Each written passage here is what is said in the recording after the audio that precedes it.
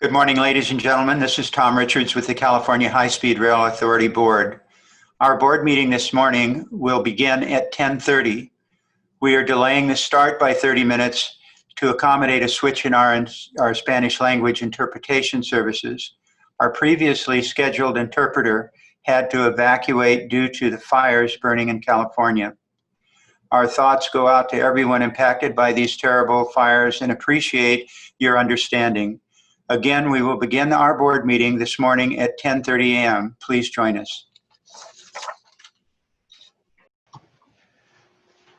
We are live. Thank you. Good morning. This is the California High-Speed Rail Authority Board. We will now come to order. We apologize, ladies and gentlemen, for those of you who listened to our message or saw it 30 minutes ago. We had to replace our Spanish interpreter as a result of the one who was scheduled to be here has found her family the recipient of some of the tragedies that we have been dealing with in fires around the state of California. So we are sending her our thoughts and our prayers and wish she and her family well. We will welcome everybody to this continuation of the September Authority board meeting, which started yesterday on the 9th of September. Before we begin, our technical staff will give you a rundown of how this meeting can be accessed by both in English and in Spanish. And for that, we'll turn it over to our board secretary, Mo. Good morning. Welcome to the California High-Speed Rail meeting. Today, we are hosting this meeting via Zoom. In a moment, we will take public comment. First, we want to run through some important technical aspects of this meeting in both English and Spanish. Because we are offering this meeting in both English and Spanish, please click on the English channel located at the bottom to hear public comments in Spanish, as our interpreter will interpret Spanish comments into English. We want to start by turning over to our Spanish interpreter, who will explain briefly how to listen to the Spanish translation.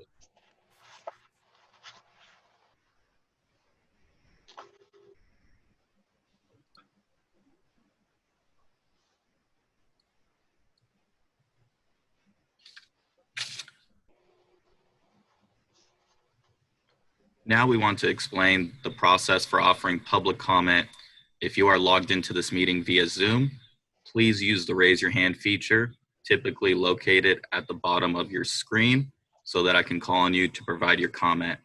If you're dialing in by phone, pressing *9 will raise your hand and put you into our queue. Speakers will be called in the order that their hand is raised.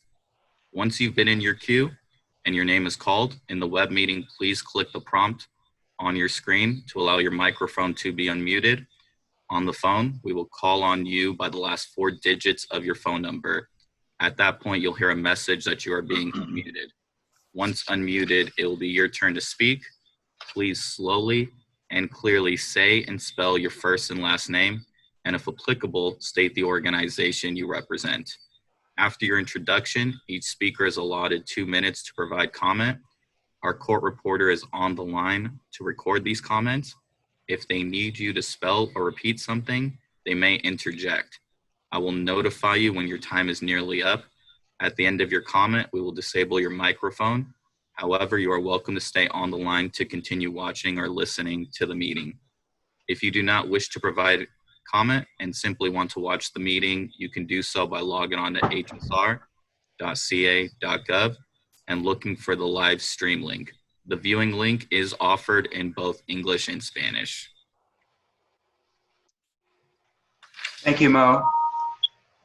A main focus of today's meeting is the agenda items for the Merced to Fresno section, Central Valley Y. To get started, the board secretary will please call the roll. Director Schenk? Here. Chair Richards? Here. Director Camacho?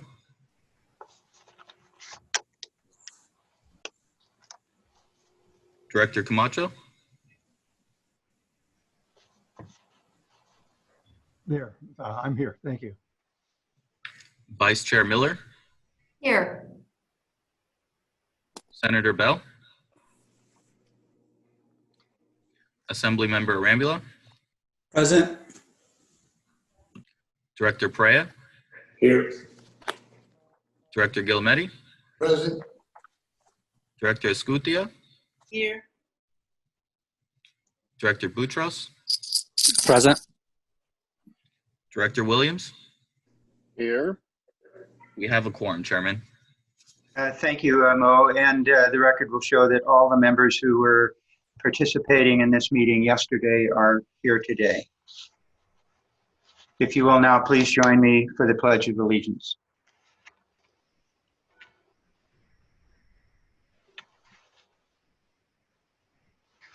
I pledge allegiance to the flag of the United States of America And and to the republic for which it stands, one nation, Under God. under God, indivisible, with liberty and justice for all. Thank you.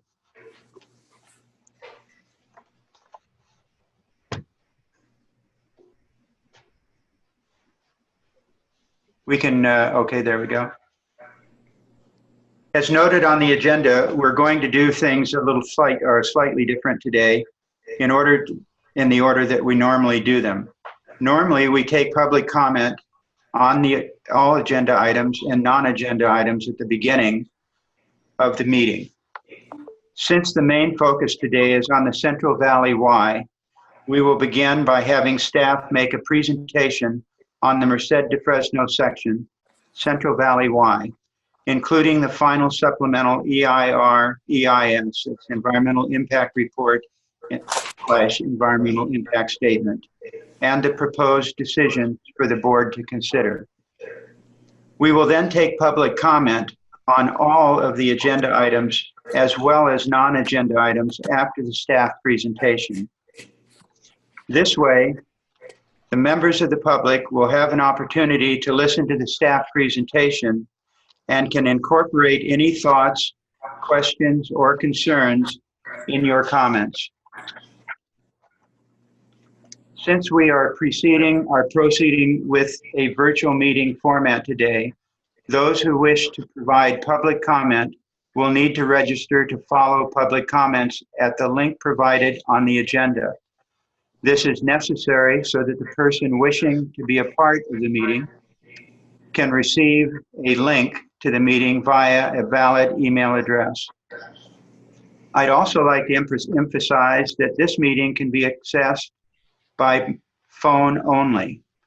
You do not need a computer. You will be able to observe the meeting.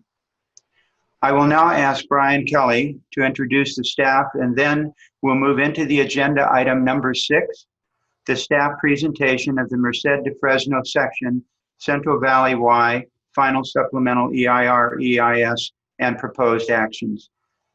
Chief Executive Officer Kelly. Thank you, Mr. Chairman, board members. Today's obviously an important day for the authority. This is the first hearing that we've had where we are simultaneously moving forward on environmental documents for both CEQA and NEPA purposes, or at least have that question before the board today. So it has involved, for all of us, a bit of a learning curve, and it has also involved more voluminous documentation to the board for their review. I want to thank all the board members for their participation over the last couple of weeks, really the course of the last month, to review all the documents that we have provided and prepare for what's to come today. And so I want to start by a thank you to all the board members for your attention to this. And also I want to thank the staff on our environmental team and others who have just done a lot of work to get to this point. And so with that, Mr. Chairman, I'm happy to introduce the staff laying out the presentation today.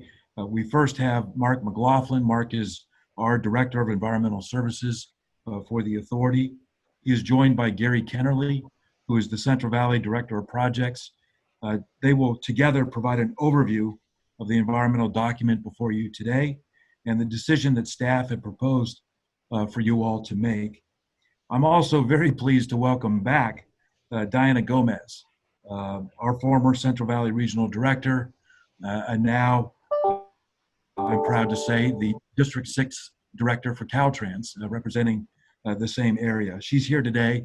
She has a long history of working and leading the authority in this area, and she's here today to offer some remarks at the completion of the staff presentation. Also, members, we have council present here today because this is, as I mentioned, the process for CEQA conformity and NEPA process conformity. So we have Danae Atchison, who is a longtime partner of ours with the Office of the Attorney General, who is here today, along with Al Furlow from the law firm of Perkins Cole. Together, they can answer any questions as they may come up. So with that, Mr. Chairman and board members, I'm happy to turn it over to Mark McLaughlin and the team for the presentation. Thank you. Thank you, Mr. Kelly, and welcome, Mr. McLaughlin and Mr. Kennerly. Mr. Chair, may I interject just very quickly? Sure. I want to ask our interpreter to please, if she could put on headphones. It'll help her audio be better for those who are listening in Spanish so they can understand it a little clearer. Okay, thank you. She is going to do that right now. Okay. Are we okay to proceed then? Good morning, Chair Richards and other members of the board. We're here today, Gary and I, as Brian said, to provide us a staff presentation for you. So I'll wait for you to bring that up, Justin.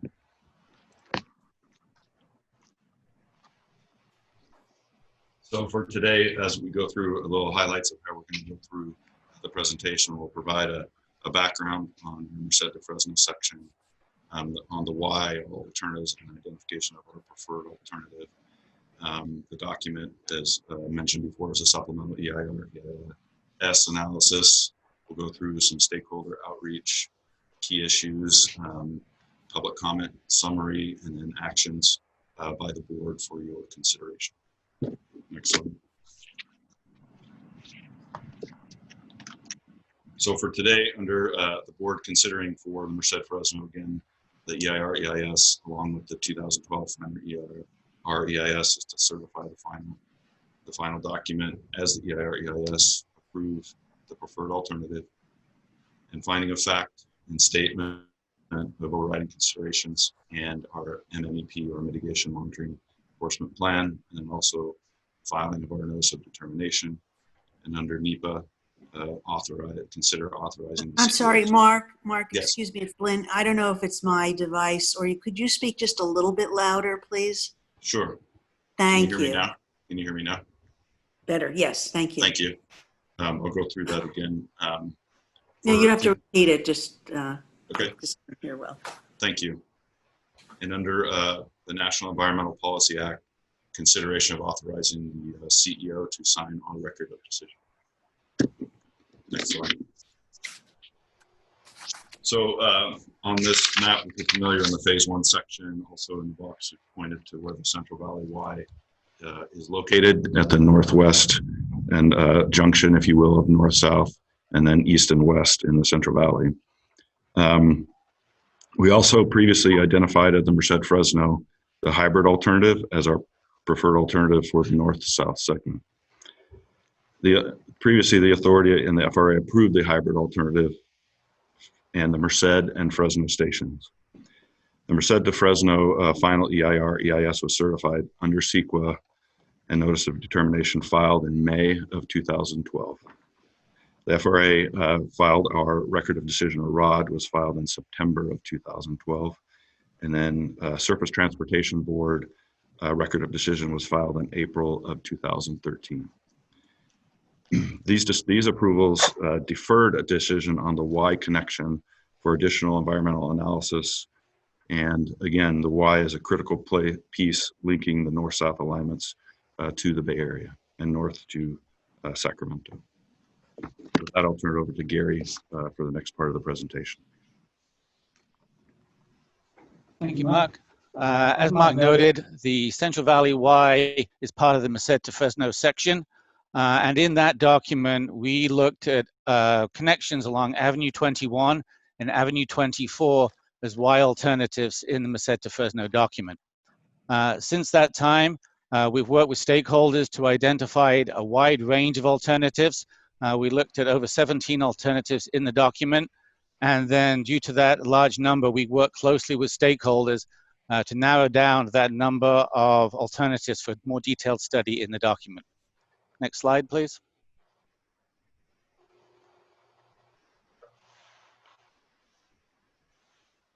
So as noted here, working with the stakeholders, the suggested refinements required us to increase the size of the Y box from the Merced to Fresno to allow for common points at each end of the Y so we could have an equivalent analysis as we went through the environmental process. To do that, the western end of the Y box was shifted from Road 8 about 16 miles to the west to Carlucci Road. In addition, the width of the typical section we looked at for the project was increased from approximately 100 feet to about 150 feet, and this was to accommodate additional features that had been identified, including access roads, utility connections, and also expanded grade crossings to meet local jurisdiction standards. Overall, the Central Valley Y varies in length from approximately 51 miles to 55 miles. And generally parallels the main transportation corridors in the area. Those are State Route 152 east to west and State Route 99 sort of north-south. As Mark mentioned, this is a supplemental document, so there are no actual stations involved in the supplemental for the Central Valley Y. The area is predominantly rural in nature. However, there are two areas, community areas that we have focused on, the city of Chouchilla and also the community of Fairmead, to the southeast of the project limit. Next slide.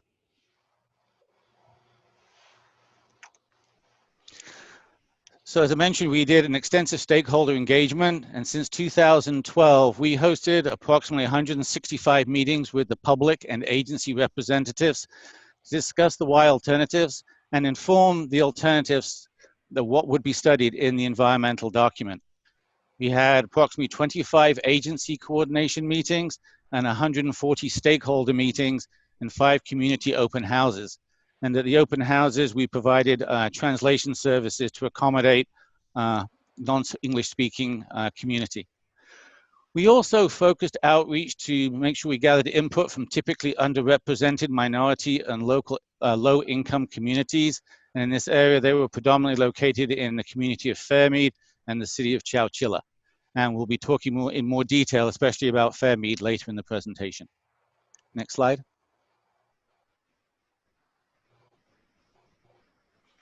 So through the stakeholder outreach, we ultimately selected 4 alternatives to be studied in detail in the environmental document. These were State Route 152 North to Road 13, State Route 152 North to Road 19, Avenue 21 to Road 13, and then State Route 152 to Road 11. As mentioned, the limits of the study were Ranch Road to the north, Avenue 19 to the south, and Carlucci Road to the west. And as mentioned, we'll also pay particular attention to the city of Chouchilla and the community of Fairmead as the core urban areas within the area. Next slide, please. So one of the main selections we needed to make going forward was the east-west connection, whether we aligned along the 152 corridor or Avenue 21. The benefits of the 152 corridor meant that the high-speed rail would be adjacent to the main transportation corridors. Along 152, we're adjacent for about 16 miles along 152 and then another mile along State Route 99. However, the Avenue 21 corridor is only adjacent to a main transportation corridor, just State Route 99, for approximately 3 miles. And the benefit of being adjacent to the main transportation corridor, it helps limit the disruption and division in the area. We do not create 2 corridors. We focus all the main transportation in a single corridor. Another advantage of being aligned to 152 was actually a reduction in the impact to agricultural facilities. Only 16 to 21 for the various 152 alternatives versus 29 facilities disrupted if we were along Avenue 21. There is an impact of being adjacent to the 152 corridor. Once we extend the 152 alternative east of State Route 99, it results in a division of the northern portion of Fairmead from the community core. And to address that, we needed to identify, to mitigate the impacts associated with the noise aesthetics and the residential displacements. Next slide.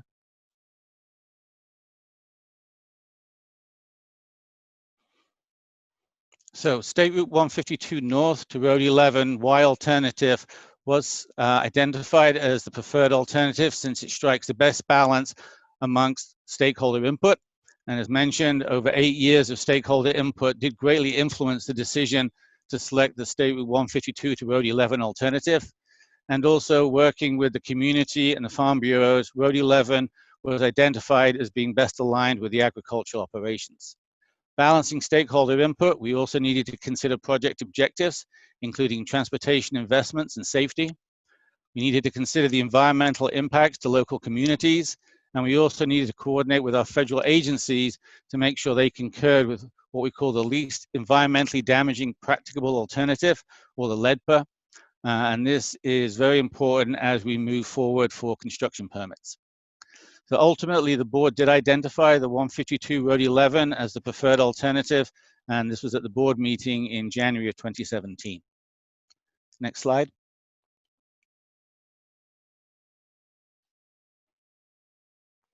Since the selection of the preferred alternative, we've conducted additional outreach, and additional 55 meetings were held with stakeholders, agencies, and state and federal agencies. We also had 3 public circulations of the environmental document. Initially, we circled the document under CEQA only in May and June of 2019. We held an open house in Fairmead and a public hearing in Chouchilla. And as noted previously, these events also had translation services. Following the board delegation of NEPA authority in July of 2019, we then circulated the same document for the NEPA circulation of the draft environmental impact statement report. And again, we held a public hearing in Chouchilla. During the draft circulation of the document, an additional candidate species, the crotch bumblebee, was identified as a listed species. So in March of this year, we did circulate a limited revised second draft of the document without public meetings, because this was solely focused on the additional information and evaluation of the crotch bumblebee. As a result of all the public circulation, we received a total of 82 submissions, and those resulted in 731 separate comments, and these were received through email, on our web, and also at oral comment at the public hearing. Next slide. So with the comments received, we did hear some frequently heard questions and concerns. Certain ones were involved with the consistency of the business plan and the government's state of the state speech. And these comments suggested that maybe there should be more program-wide changes. And also it raised concerns regarding the phased implementation and interim service. To clarify this for the public, we have created a general response that clarifies the phased implementation, the interim operations, and the relationship with the draft 2020 business plan. In addition, we heard many comments regarding the acquisition and construction period impacts on local property. There were concerns about property values and also the number of impacts to local properties, which we've attempted to reduce by aligning the facility along the main transportation corridors. In addition, we have created another standard response for socioeconomics, which clarifies how the high-speed rail project effects on property values are addressed when they are near the alignment. The visual impacts are mitigated by local agency input on aesthetics. We include visual screening, replanting, and landscaping, and also noise impacts are mitigated with sound barriers or building insulation as appropriate. And in addition, all these comments were acknowledged and clarified in the 4th volume of the environmental document. Given the agricultural nature, it wasn't surprising we did hear a lot of comments on concerns about impacts to agricultural land and operations. Again, these were summarized in our responses where we clarified how the severance of agricultural infrastructure, including details of coordination for access, utilities, and irrigation. And we also provided text revisions in the document to clarify how agricultural access would be replaced, and also the process for well relocation as part of the environmental document. Next slide. Additional comments we received were requests for compensatory mitigation from local agencies.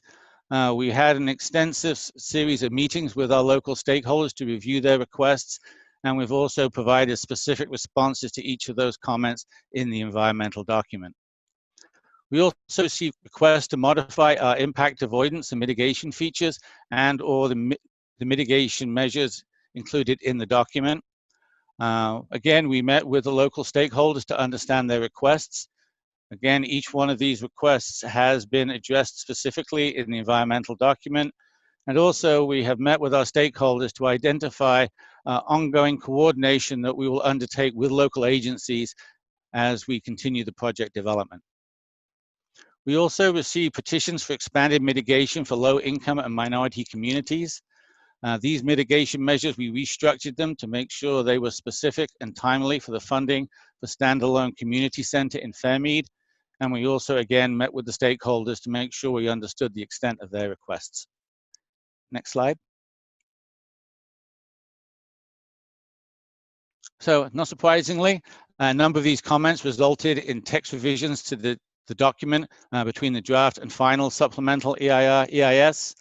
The location of these revisions is shown with black vertical bar in the outside margin of the final document. And also, each section contains a summary of the changes made to that section since the publication of the draft supplemental EIS.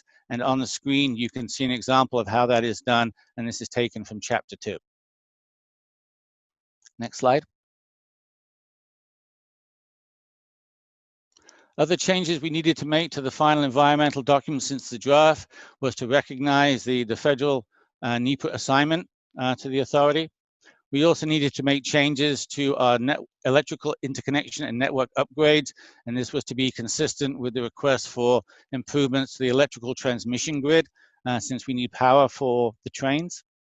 We also needed to make minor revisions to the mitigations and project features to be consistent with the high-speed rail statewide program. And we also clarified our environmental justice mitigation measure number 1, which was revised to provide a purpose-built community facility in Fairmead. Next slide. So focusing in on Fairmead. Fairmead is located in the southeast portion of the Central Valley Y area. It's a rural, low-income community, and it was identified as an environmental justice community. And hence, we identified specific measures that were identified by the community to address the issues that they saw. The goal of these measures is to improve and stabilize the community of Fairmead. And we've also engaged with the community of Fairmead, the county of Madeira, and the city of Chouchilla on the implementation of these mitigations. We've been working directly with the Madeira County, looking to fund a community center for Fairmead and also ensure a reliable water supply. And also with the city of Chouchilla to connect Fairmead to the city of Chouchilla wastewater treatment facility. And both of these measures are commitments made for the environmental justice mitigation. We also have been working closely with Fairmead community and friends to make sure the enhancements that we're proposing in the document are sufficient to address the community concerns and confirm the commitments that we are providing in our document. In addition to the sewer and the community center, we also worked with the community to identify roadway and landscaping improvements within the community.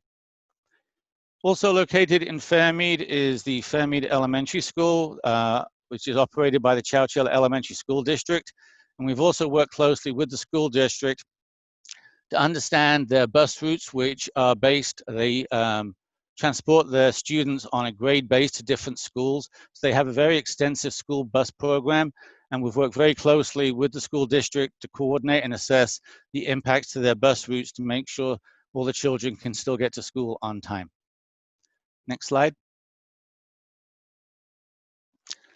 So looking more closely at Fairmead's goals to build a safe, reliable, and proud community, they identified a community center as a very important element to provide a location for events and community services. And currently, they don't have a venue where they can participate in these activities. Currently, the school within Fairmead can no longer be used by the community on a daily basis. In addition, they are also looking for a facility with a kitchen to help with the food distribution programs they have, and also as opportunities for supplemental income through renting out that facility. They're also looking for reliable sewer and water service by having a municipal sewer connection, and that will also help stabilize the Fairmead community with the provision of water and sewer services that will enable Madeira County to permit additional development, which is an item that the community has identified they would like to see happening in Fairmead. In addition, they're looking for overall community improvements to their green space and roadway. This includes roadway improvements, including sidewalks and landscaping, and also stormwater management to control flooding that currently occurs in the area. Often what happens now when it rains, there's no sidewalks, the roads get muddy, the kids have to walk to school sort of down the middle of the road. So by providing roadway improvements and sidewalks, we'll be addressing those issues, and also looking to improve the area through landscaping, and also that will help blend in the high-speed rail alignment through the community. Another aspect the community is looking for is for affordable housing. Right now, no new development can be permitted without the sewer and the water service. And although additional housing isn't part of the mitigation measures in the environmental document, the availability of the sewer and water connections will enable future development opportunities within the community of Fairmead. The authority is committed to making sure we relocate any displaced members of the Fairmead community within the community. We'll first look to see if there is existing housing that we could relocate residents to, or potentially rehabilitate existing housing. Or if nothing is available, we are committed to construct replacement housing for those residents under last resort housing statutes. Next slide.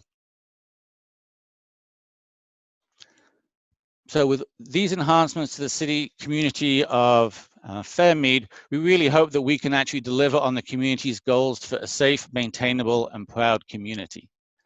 And these measures are all identified in our mitigation, monitoring, and enforcement plan. All the alternatives incorporate program-wide and section-specific impact avoidance and minimization features. And after efforts to minimize impacts still occur, and the final environmental document identifies feasible mitigations to mitigate those impacts. All these mitigation measures are detailed in the mitigation monitoring enforcement plan. It includes the party responsible for implementation of the mitigation measures.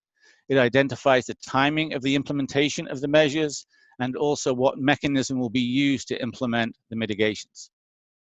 And although there may be multiple responsible parties, ultimately the authority is accountable for the overall administration and implementation of the plan.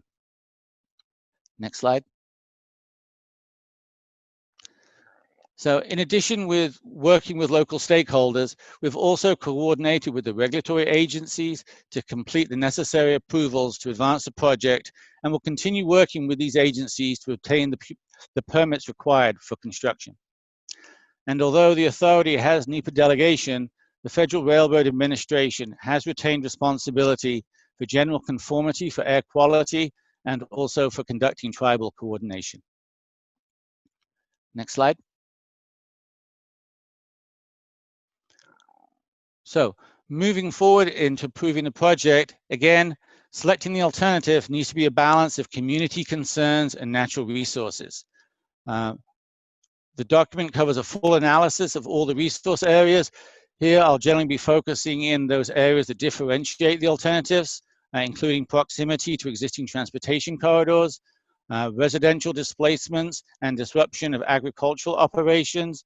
We'll also be looking at noise and vibration, impacts to wetlands and waters, also natural environment, including plant and animal species, and of course, construction cost. Next slide.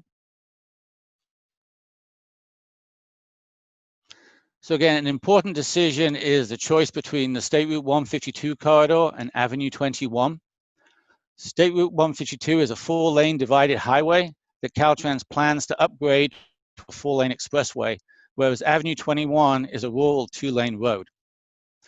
The State Route 152 alternatives with associated grade separations will result in a fully access controlled expressway with improved traffic safety. It will also eliminate all the current grade crossings on that facility that can be hazardous during dense fog conditions. The Avenue 21 alternative would result in a second access control corridor approximately 2 miles south and parallel to 152. And the concern is that could create an area of limited access. And also by building grade separations, for having to build grade separations for both State Route 152 and Avenue 21, that would require a redundant number of grade separations, increased cost, and also additional farmland that would be converted to transportation use. So for all these reasons, the 152 corridor appeared to provide the greatest benefit. In addition, the 152 corridor minimizes the number of remnant farmland parcels and loss of access to property, since the highway already separates land use and operations, so we aligned with the existing uses. Next slide. Residential displacements was an issue of great concern both to us and the stakeholders. And again, the State Route 152 to Road 11 alternative would result in the fewest residential displacements. We do recognize that although 152, it would displace a greater number of businesses compared to Avenue 21 for its more rural nature. Again, it is a factor of looking at the 2 transportation corridors. We also looked at the noise impacts, and here the focus is on construction noise, since that created a greater level of impact, and also especially during nighttime activities. Operational noise impacts will be mitigated prior to train operations, and across the alternatives, they were very similar and not really a differentiating factor. Next slide. Given the agricultural nature or rural nature of the area, the agricultural impacts were a great concern. We worked with Madeira and Merced farm bureaus and local stakeholders to minimize impacts to agricultural facilities. And we found that 152 North to Road 11 alternative would have the least impact on agricultural operations, including the fewest agricultural facilities displaced, which includes dairies and other farm buildings. And it would also result in the lowest acreage of important farmland converted to transportation use. Next slide. As well as community issues, we looked at the natural environment. Again, the State Route 152 to Road 11 alternative had the lowest overall impact to jurisdictional wetlands, vernal pools, seasonal wetland, and palustrine forested wetland plant communities. And the preferred alternative also had the fewest impacts on riparian habitat and streams. Next slide. In addition, the State Route 152 to Road 11 alternative had lowest impacts on plant communities, including bisected vernal pools, again, palustrine forested wetland, and as noted in the table, seasonal wetland habitat. The preferred alternative also had the least impact to wildlife corridor movement, and we looked at avian, terrestrial, aquatic, wetland, and riparian species when doing our comparisons. Next slide. Moving on to cost. The capital cost estimates in the document were completed in $2,005 for consistency when comparing all the alternatives. The State Route 152 to Road 11 in the document as a estimated cost of $3.6 billion, and that is estimated at $4 billion in year of expenditure dollars.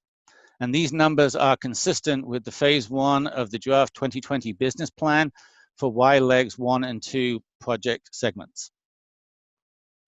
Next slide. So overall, the preferred alternative provides the best balance of community concerns and impacts to natural resources.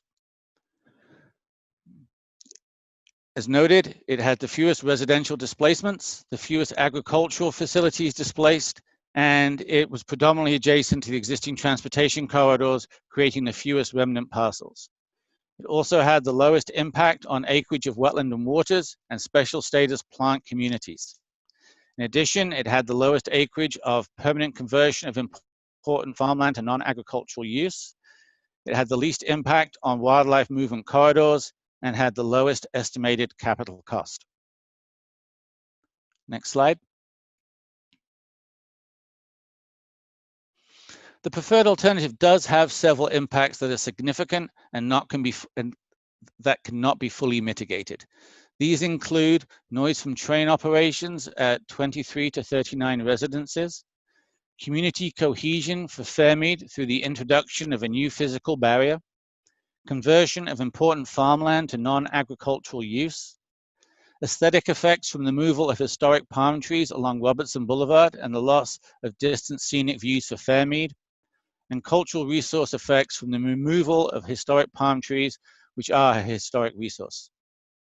However, the benefits viewed both individually and collectively outweigh the adverse impacts. There are increased transportation alternatives and regional mobility, improved air quality from reduction in vehicle miles traveled, employment opportunities during construction and operations across the region, and also approval of the preferred alternative will advance projects to construct the community center and the sewer connection for the immediate benefit of the community of Fairmead. Next slide. With that, I would like to hand it back over to Mark to explain the events for the rest of the day. Thank you, Gary. And the next steps as we go forward here for your consideration by the board, the next steps would be public comments. Also identify board member questions that you may have for us, the staff, related to the public comments. Then it would be board deliberation and proposed action. Under CEQA, again, it would be to certify the final EIS, approve the preferred alternative, the finding of fact, and the statement of overriding considerations, and the MMEP. Also would be filing the notice of determination under CEQA, and under NEPA, authorize the CEO to sign the record of decision or the ROD. Next slide. Also to note, we have also received letters of support for the approval of the Central Valley Y final supplemental EIS. And those letters include Caltrans District 10, Central Valley Rail Working Group, the City of Sacramento, Fresno Council of Governments, the San Joaquin Joint Powers Authority, the San Joaquin Regional Rail Commission. We've also received letters expressing comments and concerns with the Central Valley Y final supplemental EIS, and those are from the City of Chouchilla and also the Y Madeira County Task Force. With that ends the presentation, Mr. Chair. Thank you, Mr. McLaughlin and Mr. Kennerly. We'd like now to turn to Ms. Diana Gomez. And Diana, thank you very much for joining us. We are now pleased to receive your comments. Thank you, Tom. Well, first, thank you, Mark and Gary, for the presentation. Thank you, board chair and board members, for allowing me to speak today. As you have heard, for the past 10 years, we have worked diligently, countless hours to get to that one alignment that everyone could accept, in the sense that a good compromise. 152, State Route 152, Road 11 is that alignment. I have met with many property owners to understand their impacts and we have adjusted our design to minimize wherever we could. Stakeholder engagement was key to get us to this point. Meeting with farmers, property owners, irrigation districts, the farm bureaus of both Madeira and Merced County, the counties of Merced and Madeira, the cities of Madeira and Merced, and of course Chouchilla, and then of course the community of Fairmead and countless others. Even though the alignment doesn't avoid Fairmead, we have worked with the community to develop mitigations that you heard that not only mitigate our impacts, but we would construct needed infrastructure to allow for future development and attract the economic opportunities that the community so needs. The community center, the bike paths, the green space will also allow for the community to be able to gather as one community and keep that cohesiveness that they currently have. Approving this document today would be the first step into us implementing those mitigations. We've also had long meetings with the Y task force that included the city of Chouchilla and Madeira County and the city of Madeira and Madeira County to discuss their comments. We went one by one, line item by line item, and we were able to incorporate some of those changes into the document wherever possible. I am really proud of all of the work that the team has completed to get us to this point. This is a significant milestone for the project. And I want to take the time to thank the staff, the stakeholders for being patient, especially the community of Fairmead, Madeira County, and the cities of Merced, Chouchilla, and Madeira. I also want to thank Brian and the board for your support and leadership. Although I am no longer at High Speed Rail, I am really excited and relieved because this has been a long time coming for this section.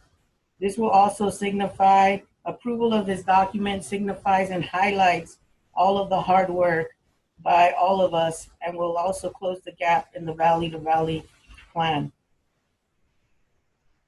Approval of any environmental document can be a very difficult decision, but I really feel good about this, about the work that we have done, the outreach, the studies, and trying to find ways to be able to compromise and get us an alignment that works for everyone.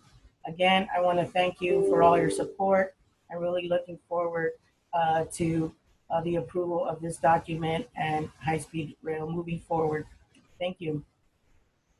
Diana, thank you very much for your comments. And I would only echo again, I have had the great opportunity of observing over the years and in many conversations with you, the amount of work that you have contributed to this project in many areas. But one of the ones that from the outset, your heart was clearly in the middle of was Fairmead and the small communities up and down the valley. We could not have been better served, and I think you know that one way or another, there's always a home for you here. So thank you very much. Mr. Kelly, do you have anything that you'd like to add? Mr. Chairman, I'm looking forward to allowing the public comment period here. I think I would just say for the board members' consideration that adoption of the document is not necessarily the end of something, but it's also the beginning of some things. This document and the resolutions that are pending your approval direct not just actions to say that we've completed this part of this important environmental analysis, but it also does direct us to continue to work with the communities affected by this to execute all the remaining MOUs that are part of this to ensure that the appropriate mitigations are in place as we go forward. And there are no shortage of opportunities to work with those communities, not just as part of the environmental document, but also as we move forward on construction agreements, right-of-way agreements, grade separation agreements, freeway access agreements. There's a lot of steps along the way where we continue to work with the communities. But again, I just would note that this is the end of one process, but certainly the beginning of a continued relationship with the communities affected by this alignment. So I think I just add that and just echo your appreciation for the work that Diana Gomez has done in this area for really 8 years, longer, but since the adoption of the initial document in 2012, all the way to the preferred alternative in 2017, which is now 3.5 years ago, and now to getting us to this period here. So there's been a lot of work, a lot of community engagement, and Diana's been at the center of all of that. So I just join you in thanking her for that work. Thank you, Mr. Chairman. Thank you, Brian. Ladies and gentlemen, before we start with the public comment, let me repeat, since we are proceeding with a virtual meeting format today, those who wish to provide public comment will need to register at the link on the agenda. And I'm going to ask Mo, if you've still got it in front of you, can you please go over the statement one more time for those people in the public so that we can make sure that if anybody's joined us, they also have the information. Yes, sir. I will explain the process for offering public comment. If you are logged into this meeting via Zoom, please use the raise your hand feature, typically located at the bottom of your screen, so that I can call on you to provide your comment. If you're dialing in by phone, pressing *9 will raise your hand and put you into our queue. Speakers will be called in the order that their hand is raised. Once you've been in the queue and your name is called, in the web meeting, please click on the prompt your screen to allow your microphone to be unmuted. On the phone, we will call on you by the last 4 digits of your phone number. At that point, you'll hear a message that you're being unmuted. Once unmuted, it will be your turn to speak. Please slowly and clearly say and spell your first and last name, and if applicable, state the organization you represent. After your introduction, each speaker is allotted 2 minutes to provide comments. Our court reporter is on the line to record these comments. If they need you to spell or repeat something, they may interject. When your time is nearly up, at the end of your comment, we will disable your microphone. However, you are welcome to stay on the line to continue watching or listening to the meeting. Thank you, Mo. Ladies and gentlemen, our plan is to ensure that any person who wishes to make comments to the board today has the ability to do so. The agenda indicates the public comments will be limited to 2 minutes, as Mo just mentioned. We have this limit in order that we can make sure that everybody who wishes to speak has an opportunity to address the board.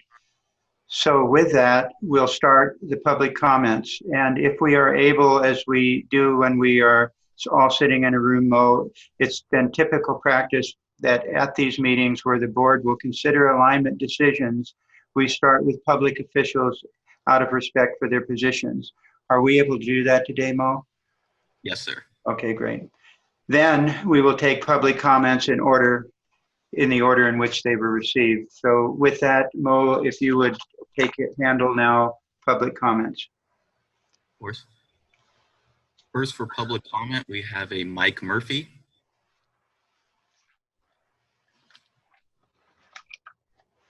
Good morning, Mr. Murphy.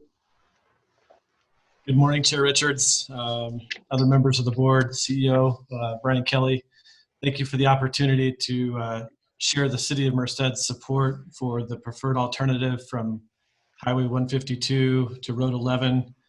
We appreciate the considerations that have been made with respect to the existing transportation corridor and the fewer impacts on ag, as well as the safety improvements along Highway 152 and the stakeholder input that's been received.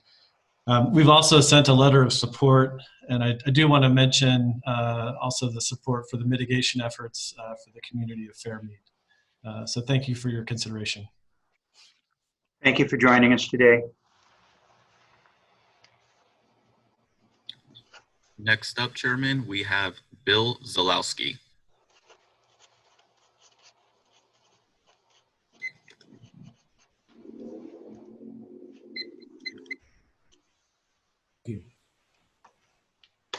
Good morning, Mr. Gulowski. Good morning. Can you hear me now? We hear you fine. And could you also tell us what your position is? Yes, my name is Bill Zalocki, spelled Z as in zebra, Oslocki. I am a current member of StanCog and City Council member with the City of Modesto. I strongly support the Governor's Plan and CHSRA staff recommendation for the 2020 business plan to pursue the Merced Fresno Bakersfield HSR interim operating segment. The approval of the Central Valley Y supplemental EIR and ERS is critical to the implementation of the Merced Fresno Bakersfield HSR interim operating segment. The SR 152 Road 11Y alternative is a preferred alternative because it maximizes that regional transportation investment and minimizes our impacts on environmental and community resources. Additional, the 132 North Road 11Y alternative is lower in capital costs than any of the other alternatives. The preferred alternative achieves the HRS's system purpose and need while recruiting a few impacts on both the natural environment and community resources than the other three alternatives. In conclusion, again, I strongly support the Governor's Plan and a CHSRA staff recommendation. Thank you very much. Thank you, sir. Next, we have a Dan Levitt. Good morning, Chair Richards, members of the board. I'm Dan Levitt. I represent both the Central Valley Rail Working Group and the San Joaquin Regional Rail Commission. The Central Valley Rail Working Group includes all the regional transportation planning agencies, regional rail operators, and major cities in the Sacramento to Merced corridor. The San Joaquin Regional Rail Commission is the owner-operator of the ACE commuter rail service and staffs the Central Valley Rail Working Group. Both the Central Valley Rail Working Group and the San Joaquin Regional Rail Commission are strong supporters of the implementation of the statewide high-speed rail system in California and moving forward with the Merced to Bakersfield high-speed rail interim operating segment. We appreciate this opportunity to comment on the Central Valley Y Supplemental EIR-EIS. Approval of this document is critical to the implementation of the Merced Bakersfield high-speed rail interim operating segment for implementing Valley to Valley and the statewide high-speed rail network. Preferred alternative in the document achieves high-speed rail system's purpose and need while minimizing environmental impacts and costs. And both of the Central Valley Rail Working Group and the San Joaquin Regional Rail Commission have submitted formal letters of support for its approval. Again, we just want to thank you for this opportunity to speak, and we look forward to continuing to work with you to implement a high-speed rail system that is fully integrated with the ACE rail service and the San Joaquins. Thank you, Mr. Levin. Next up, sir, we have a Rodrigo Espinoza. Apologies for mispronouncing anyone's name. Good morning, Mr. Espinoza. Can you also perhaps spell your name for us and what your position is?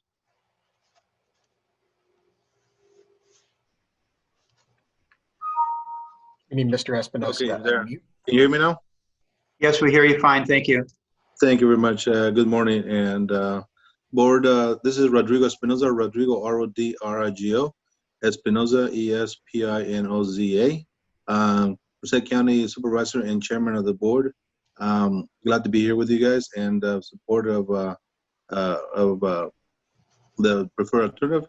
The County of Merced County Association of Governments supports Governor Newsom's vision and plan for high-speed rail in California, particularly the important infrastructure investments in transportation in the heart of California, the Central Valley. Merced County's commitments include support for the preferred alternative for the Central Valley Y in the Merced to Fresno section of the HSR project. High-speed rail will provide a commitment to clean, low, and no-carbon transportation strategies that help reduce pollution in the Central Valley, home to some of the nation's worst air quality and highest asthma rates.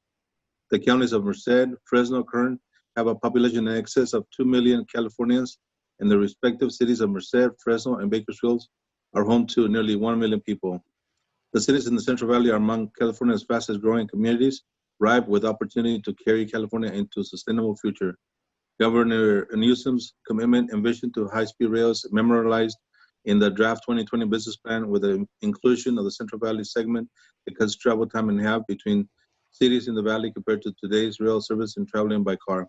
The plan frames high-speed rail line that provides connections to the Merced to Altamont Corridor Express, ACE, train service and the San Joaquin service to Oakland and Sacramento in the north, and Central Valley in the LA to the south. While in the project of transformative for the Central Valley, it maintains important targeted investments adopted by the High-Speed Rail Authority in the Bay Area and Los Angeles. This is key to opening up valley-to-valley access to provide opportunities for companies to expand the Central Valley and offering affordable housing prospects that align with the governor's overall goals to ensure statewide coordinated investments. High-Speed Rail also connects Merced and Central Valley to the mega region efforts from the Bay Area, providing a regional perspective to how we are addressing housing, workforce, and educational issues. This includes leveraging state investments in dynamic institutions such as using Merced. The preferred alternative for Central Valley Y is a state route 152 north to Route 11. Y alternative is a critical component to ensuring success of the overall high-speed rail project, particularly the connectivity in the Central Valley to the mega region. It is also an alternative that would have the least impacts on residents, businesses, and the environment. Merced has been and remains supportive of high-speed rail and looks forward to a continued partnership in doing its parts to provide solutions to California's long-term challenges. Thank you very much. Thank you, Mr. Chairman, and thanks for being with us. And if the record would also reflect that our first speaker, Mike Murphy, is the mayor of the city of Merced. Next up, sir, we have a Steve Cohn. Good morning, Chair Rob Richards and Vice Chair Miller, members of the board. Can you hear me? Yes, we can hear you. And if you could Okay. also let us know your position, Mr. Cohn. All right, great. I am chair of the Sacramento Regional Rail Working Group, as well as chair of the San Joaquin Rail Advisory Committee. Let me give a special shout out to my former colleague, Henry Perea. He and I, among many others, helped found the San Joaquin JPA, and I think we should be very proud of that. It's offering great service even during this pandemic. Our Sacramento Regional Rail Working Group is composed of all the rail and transit operators in the Sacramento region, as well as general purpose governments, SACOG, community and business leaders. We also submitted a letter of support for the preferred alternative and the approval of the Central Valley Y EIR, really for many of the reasons you've already heard, particularly its benefits from an environmental perspective, but also how it makes good use of existing infrastructure. And in particular for us in Sacramento, it's important that high-speed rail get to Merced as quickly as possible to take advantage of all the populations north of there that can then access high-speed rail. So with that, happy to take any questions, and we offer our full support for approval of the EIR. Thank you, Mr. Chairman. We don't take questions at this point, but it's good to hear your voice again, and thanks for joining us. Thank you. Next up, sir, we have a Consuelo Hernandez. Good morning, Ms. Hernandez. Good morning. Hi. Can you let us know your position also, please? Yes, my name is Consuelo Hernandez, ConsueloHernandez, and I am the Director of Government Affairs for the City of Sacramento. And I'm speaking today to express our support of item number 6. This item is critical to the implementation of the Merced, Fresno, Bakersfield HSR interim operating segment and provides long-term benefit to the Sacramento area connections to the Central Valley and South Bay HSR system. The City of Sacramento has led commitments of regional transit investments that will support expanded passenger service from Sacramento to the Central Valley via the San Joaquin's and Altamont Corridor Express services.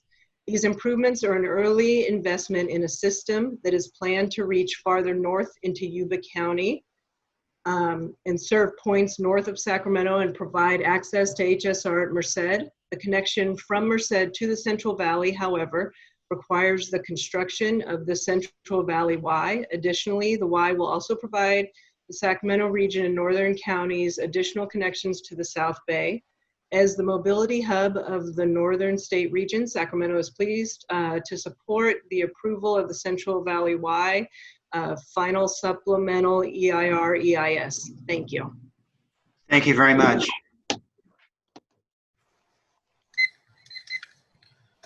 Next up, sir, we have a Braden Duran. I'm sorry, the last name? Duran. Duran. Good morning, Mr. Good morning. Braden, Mr. Duran, if you could also give us your title, please. Yeah, it's Braden Duran, and I work as a planner for Fresno Council of Governments. Okay, thank you. Thank you. I'd like to thank the High Speed Rail Authority for allowing us the opportunity to comment on the Central Valley Y supplemental EIR EIS item. And I'm here today to voice Fresno COG's strong support for the actions that this body is recommended to take today on the Central Valley Y.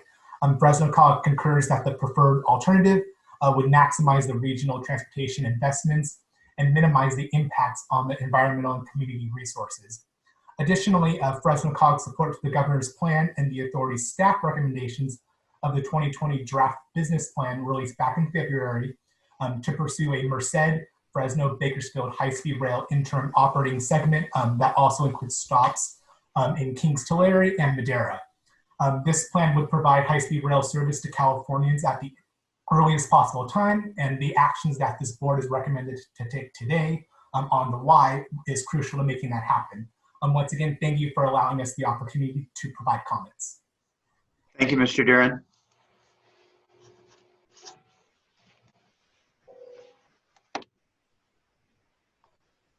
Next up, sir, we have a Glenda Marsh.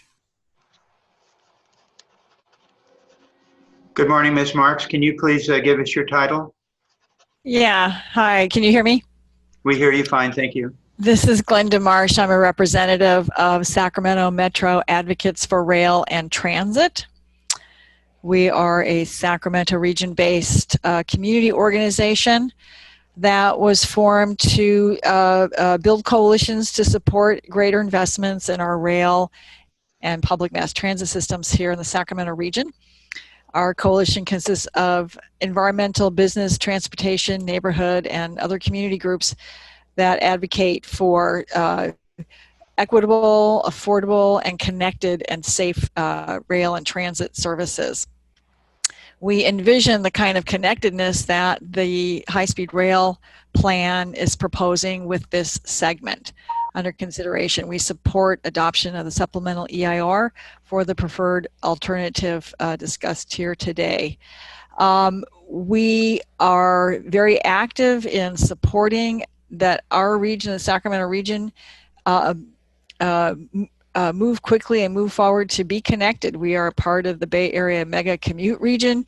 We are linked to points further north of us in the Sacramento Valley. We are linked to the south of us, and this segment will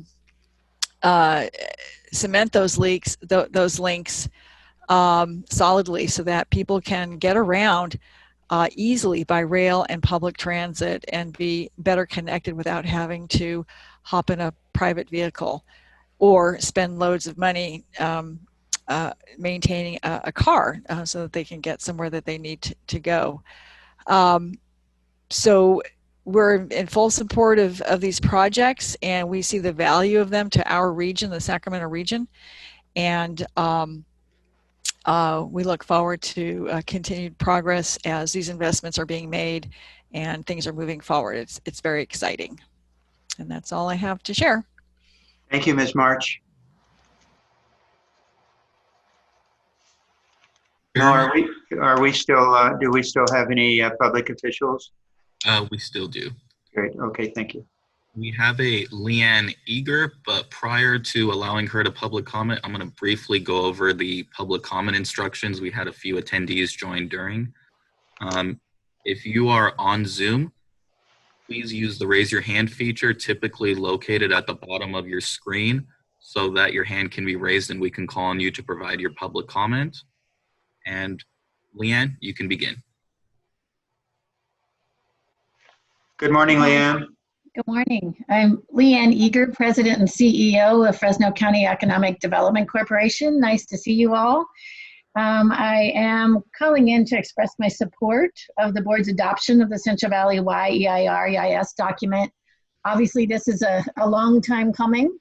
I just have to tell you, I was just transferring over from another Zoom call where we were discussing a valley-to-valley economic development project, and we can't do that, obviously, without the high-speed rail connection. It's an integral part of that valley-to-valley. And the valley-to-valley is not just important for the Central Valley, it's also important for Silicon Valley and those economic opportunities. So we appreciate your work on this. And I want to say a special thank you to the staff of the High-Speed Rail Authority. I know they've been working on this for 10 plus years in order to get this going. And I know you've been here all along, Shank. I appreciate all of your work on this. We've been partners in crime for a long time, so thank you for hanging in there. It looks like we're getting close here. And along with the staff, I do want to say a special thank you to Diana Gomez. She has been essential for the work at High Speed Rail, not just here in the Valley, not just for this particular segment, but for the entire state of California, getting this project off the ground and running. So hopefully she's still on the line, but I do want to say a special thank you to her, and we look forward to her continued help in getting this approved and getting this through. Thank you. Thanks, Ms. Eager.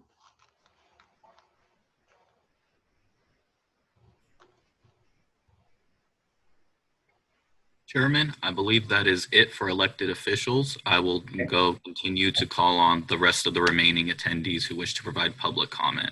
Great, thank you. And can you tell us in the queue how many people you're now showing?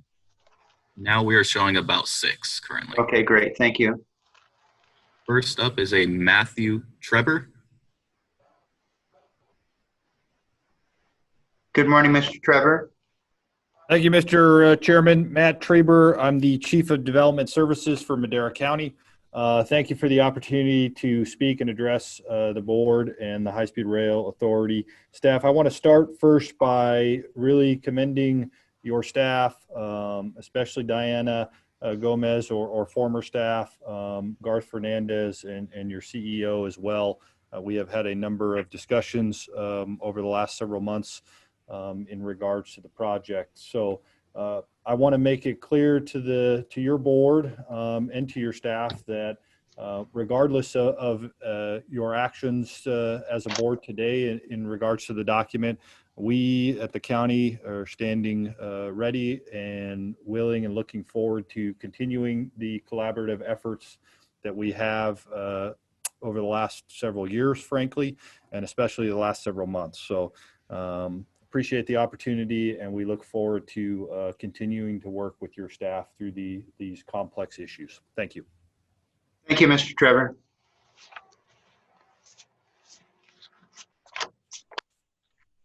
Next up, we have a Rod Pruitt.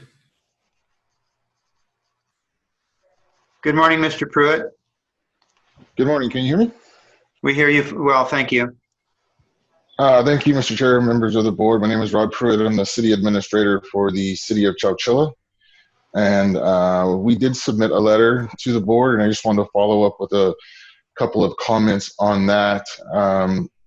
Chouchilla did submit comments about the CEQA and NEPA documents, and we did sit down with Diana and Gary and members of the High Speed Rail Authority and went through line item by line item, and there was a lot of collaborative effort to try and address the concerns that we had, but with the responses that were provided from those two documents, we feel that our concerns were not properly or adequately addressed, and we feel that we should probably have some type of MOU or something in place before the approval of the environmental document. We are working together with High Speed Rail on the Fairmead. Fairmead was talked about a lot in the presentation. We are involved with the sewer connection to our city, but that is only addressing the Fairmead issue. Currently, there's nothing in place to address any of the mitigations for the city of Chouchilla. So we would just, we believe that it would be the right thing to do to have some type of mitigation measures in place for Chouchilla before the approval of the environmental document. Thank you. Thank you, Mr. Pruitt.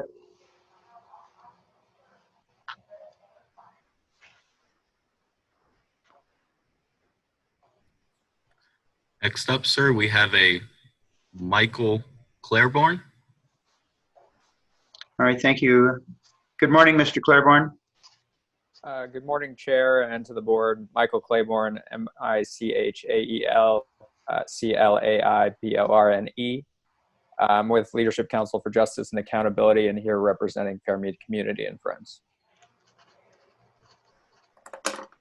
So I'd like to start by thanking staff and Ms. Gomez for the tenor and substance of discussions that have taken place so far with Fairmead and to express optimism about the direction of talks regarding mitigation in Fairmead. My expectation is that progress will continue in the coming days. A few comments today, though. Fairmead is a low-income community of color, home to 1,500 people that has 100 years of rich history. In the book, Fairmead, A Century of Change, Professor Essinger described Fairmead as a community that started out 100 years ago with what appeared to be a future as bright as any town in California. He quotes current resident Barbara Nelson as stating Fairmead is often overlooked, with no store, no park, no community center, no sidewalks, no streetlights. Despite these challenges, Fairmead is home to residents who are committed to their community with a compelling and clear vision for the future. In November 2016, Fairmead residents identified specific mitigation measures to reduce the impacts of the high-speed rail project, including improvements to roads, installation of sidewalks, street lighting, landscaping, construction of a community center and park, and extension of sewer service from Chouchilla. We appreciate that these items are included in the EIS considered today. The one significant request that remains unaddressed is affordable housing development. Though the document includes relocation assistance, our concern is that because there is not enough existing housing in Fairmead for relocation of the 15 impacted households, many families will choose to leave the community, having a negative impact on housing, population, and community cohesion. I'd note that a community is not a collection of streets, sidewalks, and infrastructure. It's an association of people. And affordable housing development would minimize impacts while at the same time promoting cohesion and economic development. I'd also note that nonprofit self-help enterprises has expressed interest in developing affordable housing in Fairmead, with the main barriers being completion of the sewer project and funding. I'd just conclude by saying another part of Professor Essinger's book, it concluded in a hopeful fashion. He said, if the past is any indication, Fairmead will continue to adapt and persevere in the same spirit with which it approached its first 100 years.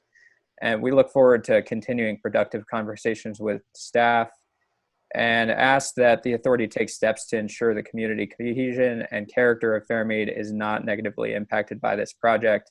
And in particular, we ask for a commitment to continue working with the community on affordable housing development. Thank you. Thank you, Mr. Claiborne. Next up, we have 4630.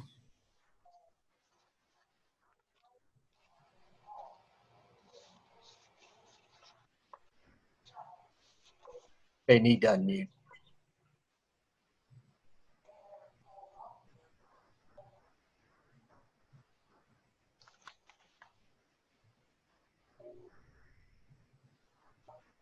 Not responding to the unmute.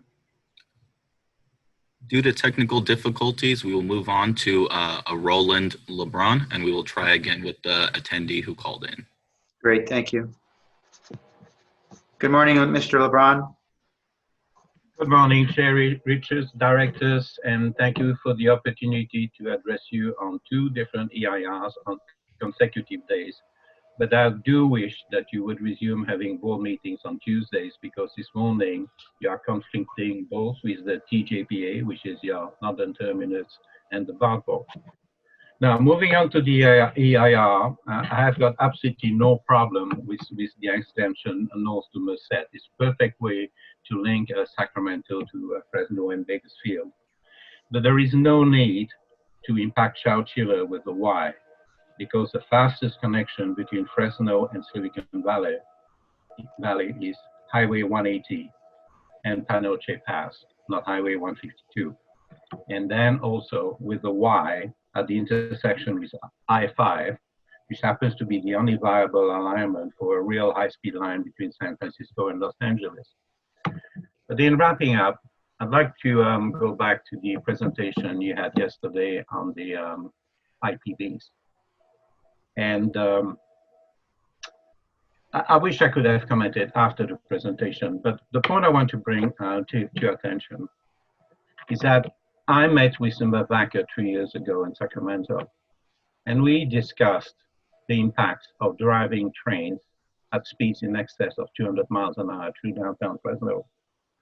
And Mr. Vaca's response was that every train would stop in Fresno, which makes perfect train. A train that doesn't stop in Fresno has got no business going through Fresno at over 200 miles an hour. But now this brings the next question. If every train is going to stop, why do you need an intrusion prevention barrier? Because these barriers are only required if you are traveling at speeds in excess of 125 miles an hour while you are adjacent to freight. And this is obviously not going to happen anywhere in Fresno if all the trains stop there, because they got to slow down from 125, so stop, and then go back up to 125 again. So my last point here, if this is so, you need to go back to the Fresno Trench and basically go and revisit what happened there and maybe what we're trying to do to stop freight from falling into the trench. Thank you. Thank you, Mr. LeBrun.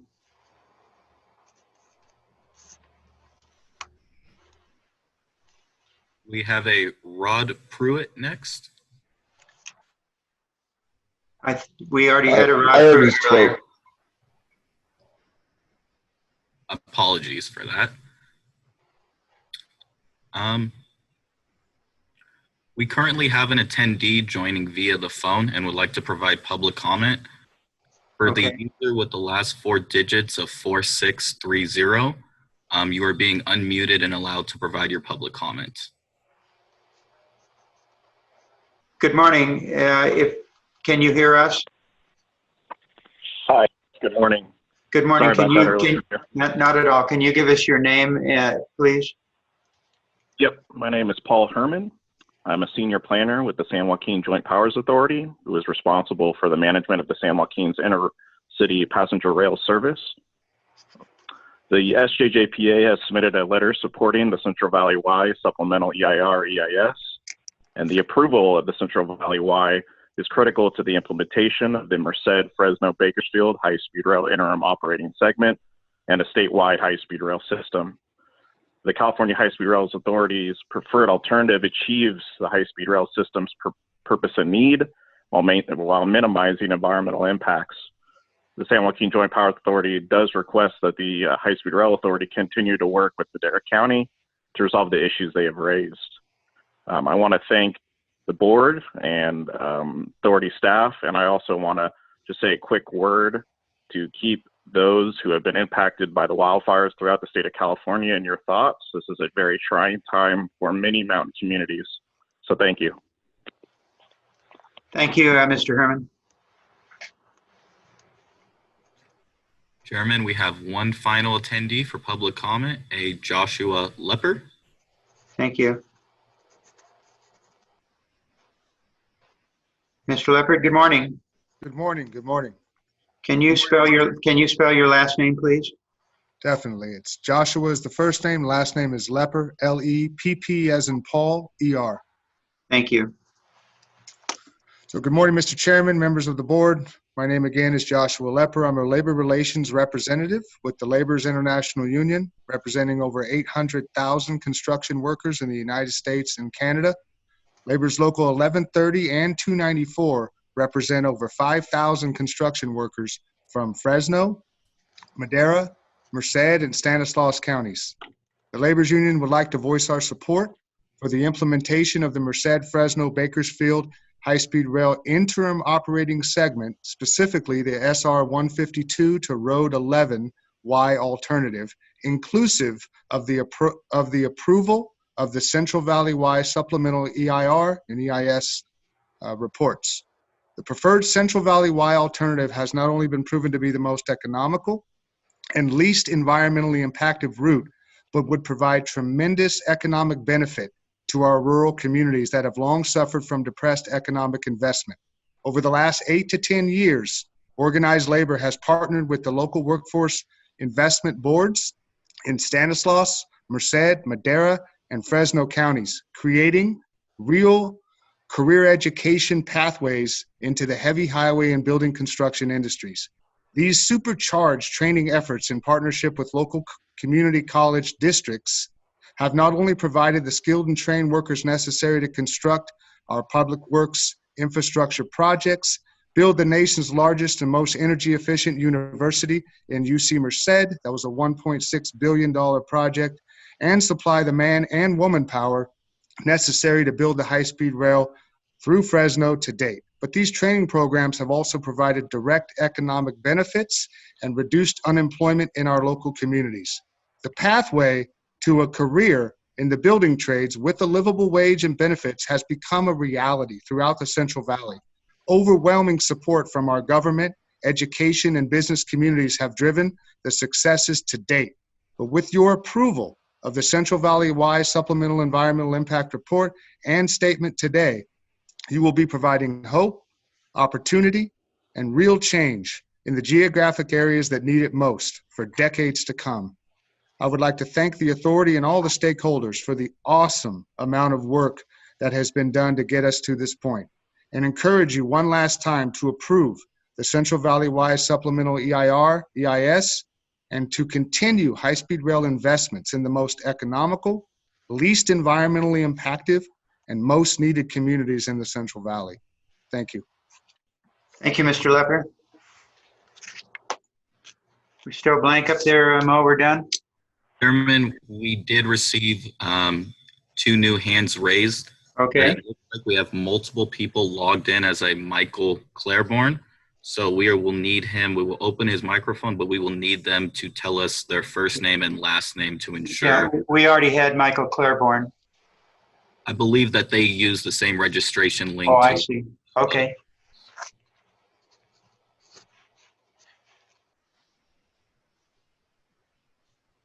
So are they being queued up? Yeah, correct. Can you hear me? This is Michael Claiborne. I'm actually just chiming back in because Vicky Ortiz, I think, is on the line to speak. Yeah, okay. Okay, good morning, Mr. Ortiz. Yes, can you hear me? Yes, we hear you. Yes. Okay, my name is...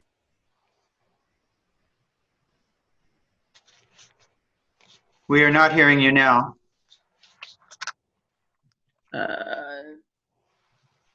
We can hear you now. Okay. Okay, my name is Vicky Ortiz. I'm an active board member of Fairmead Community and Friends. May 2020 marked 13 years that Fairmead Community and Friends, a 501c3 grassroots nonprofit, has been the voice of the Fairmead community. Our vision has always been to make Fairmead a better place to live by advocating for health justice, safer environments, and community resources. The reason I'm involved with advocating for this community is I've lived in the Bay Area in Northern California, and I've lived in the rich forest foothills, and for the past 15 years, I've lived in the rural community of Fairmead. It's a slower pace to retire and to enjoy my grandchildren without so much disturbance and noise from a city. I love hearing the stories of Fairmead's history from the older generations of our residents. Fairmead is a good place to gather and to help one another and to share their fellowship. Portions of Fairmead Community and Friends years have been used to have cordial, active discussions with the High-Speed Rail Authority regarding the Y intersection plans and how it affects our Fairmead community. Most proposed routes using State Route 152 coming by way of Chouchilla ultimately has always impacted Fairmead. We are appreciative of what has been preliminary negotiations, especially a resource community center for our residents to gather, particularly at a time when our community will need to rebuild after the train comes through Fairmead. Also, high-speed rail authority's assistance with our sewer and water needs are also a great necessity for Fairmead, and we are grateful for those discussions. Although affordable housing is still a concern for our community and is what Fairmead Community and Friends continues to be advocate for our residents. High-speed rail authority's negotiations to relocate impacted Fairmead homeowners could be a win-win for some, but for other residents, they may not want to leave Fairmead. This still has an effect on their lives and where they choose to live. Additionally, affordable housing would help us regenerate our community with old and new residents after the construction of a 21st century train that will be coming through our small, rural, low-income community. In summary, we've made progress with high-speed rail authority over the years, but the affordable housing item is a priority for Fairmead, and we're hoping to make progress with this as well. I'd like to give a special thank you to Diana Gomez for her kind and personal touch of the discussions and negotiations with the community for this high-speed rail project. Thank you. Thank you for your comments, Ms. Ortiz.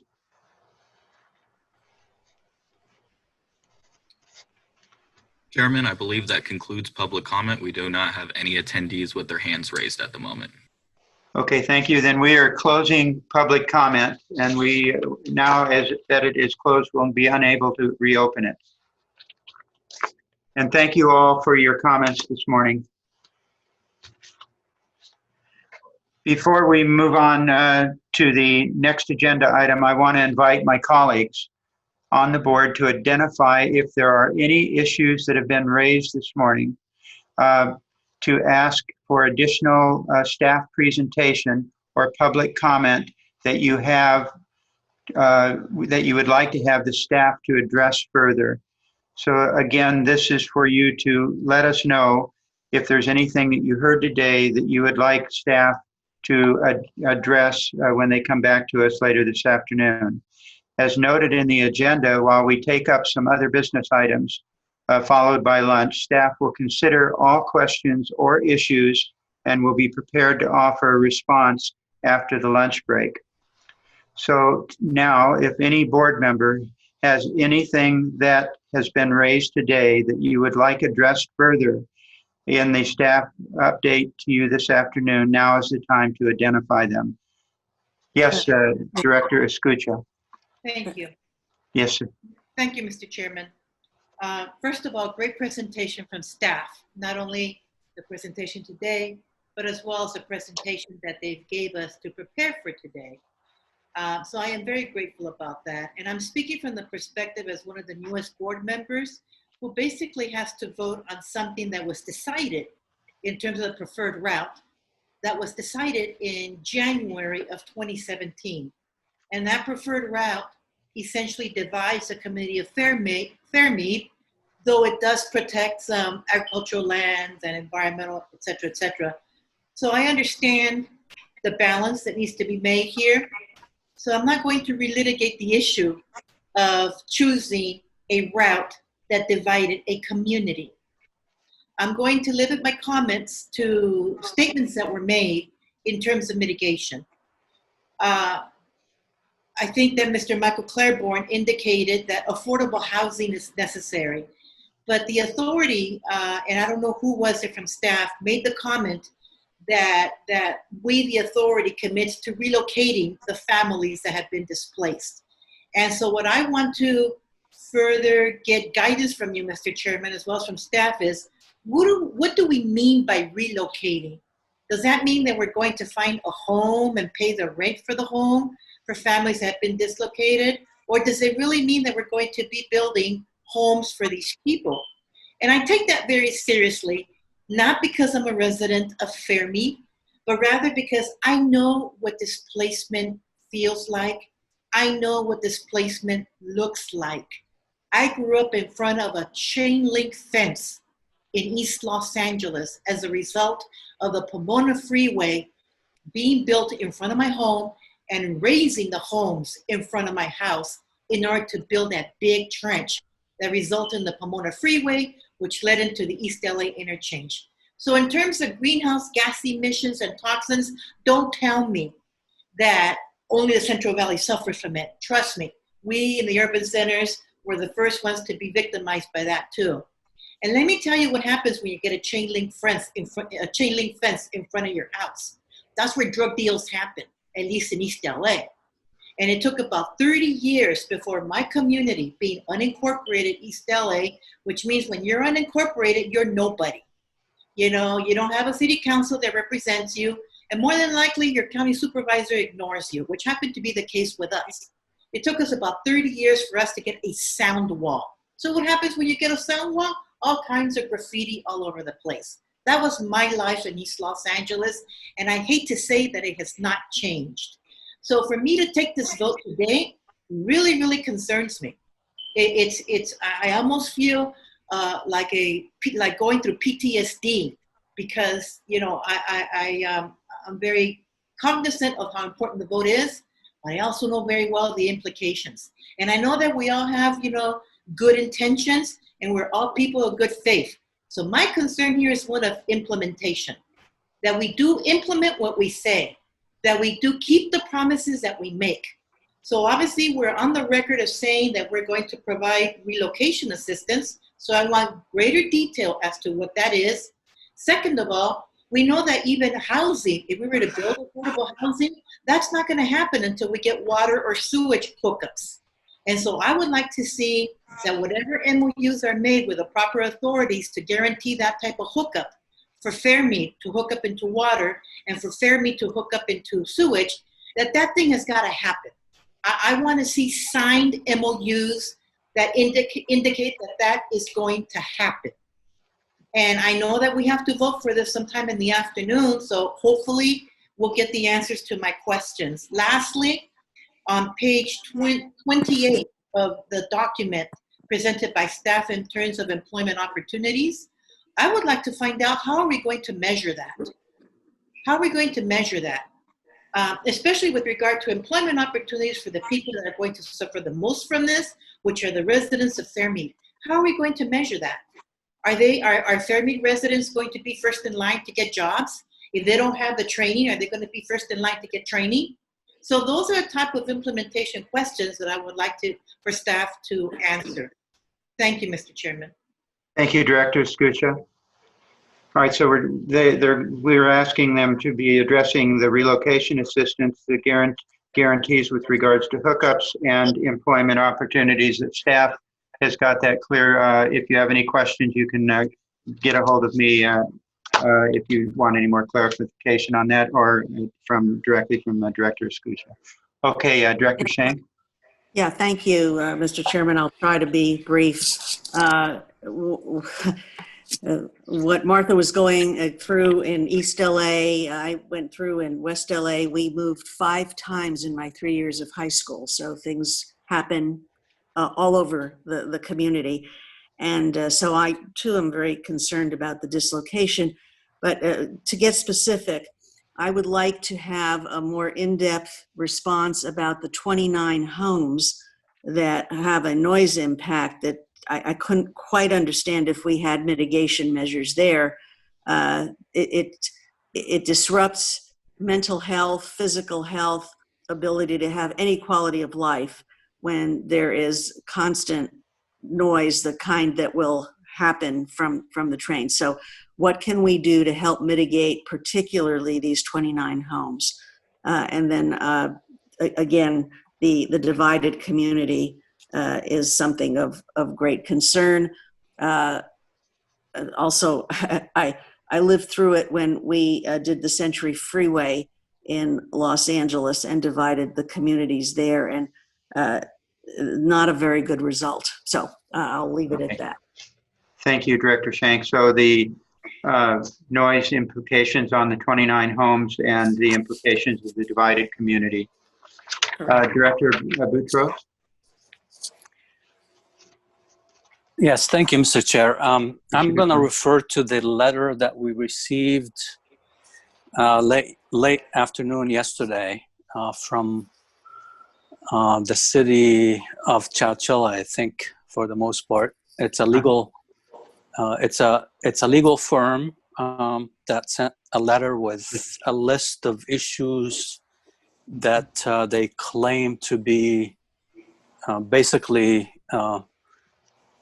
not according to particular sections of law related to the environmental document. There's a whole list of them, so I can't really go over them all here. But I would like to have a response to this letter, at least the major topics in it, which basically cover some of the housing issues, some of the water issues, some of the sewage issues, some of the noise issues. I mean, there's a whole bunch of things in there. It's a pretty lengthy letter that we received late yesterday, and I think it's worth having an analysis of it and a response to it before we take action today. Okay, thank you, Director Boutros.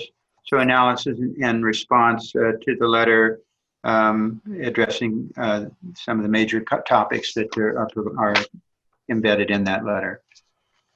Any other comments? Yes, Director Miller. Yes, I want to just ditto kind of the issues on both Chouchilla and Fairmead, although I have to say that I'm very appreciative of staff. And honestly, on a document that covers this kind of territory, I'm just very delighted that we didn't have really any major opposition. And the two speakers from Chouchilla and Fairmead, I would have to say, were very appreciative and looked forward to a continuing working relationship. Very, very pleased to hear, and I want to thank staff for that. I would just like for you to, when you're answering these questions, I don't think a full analysis of the Chouchilla letter is really necessary. I mean, I see letters like that all the time when you kind of present a position, and so you throw out your legal theories because this is an environmental document. But I am concerned about the substantive issues, which are the housing. I mean, we have a relocation obligation, so I'm glad that that question was asked. We don't have a requirement to build affordable housing, but I'd like the staff to go through what we are planning to do at Fairmead, which you did a little bit, but just in more detail. And the same thing with Chouchilla about the environmental measures in place. Thank you. Okay. Thank you, Vice Chair Miller. So the housing and environmental issues. Any other questions from our comments that you want staff to respond to in their update? Yes, Director Correa.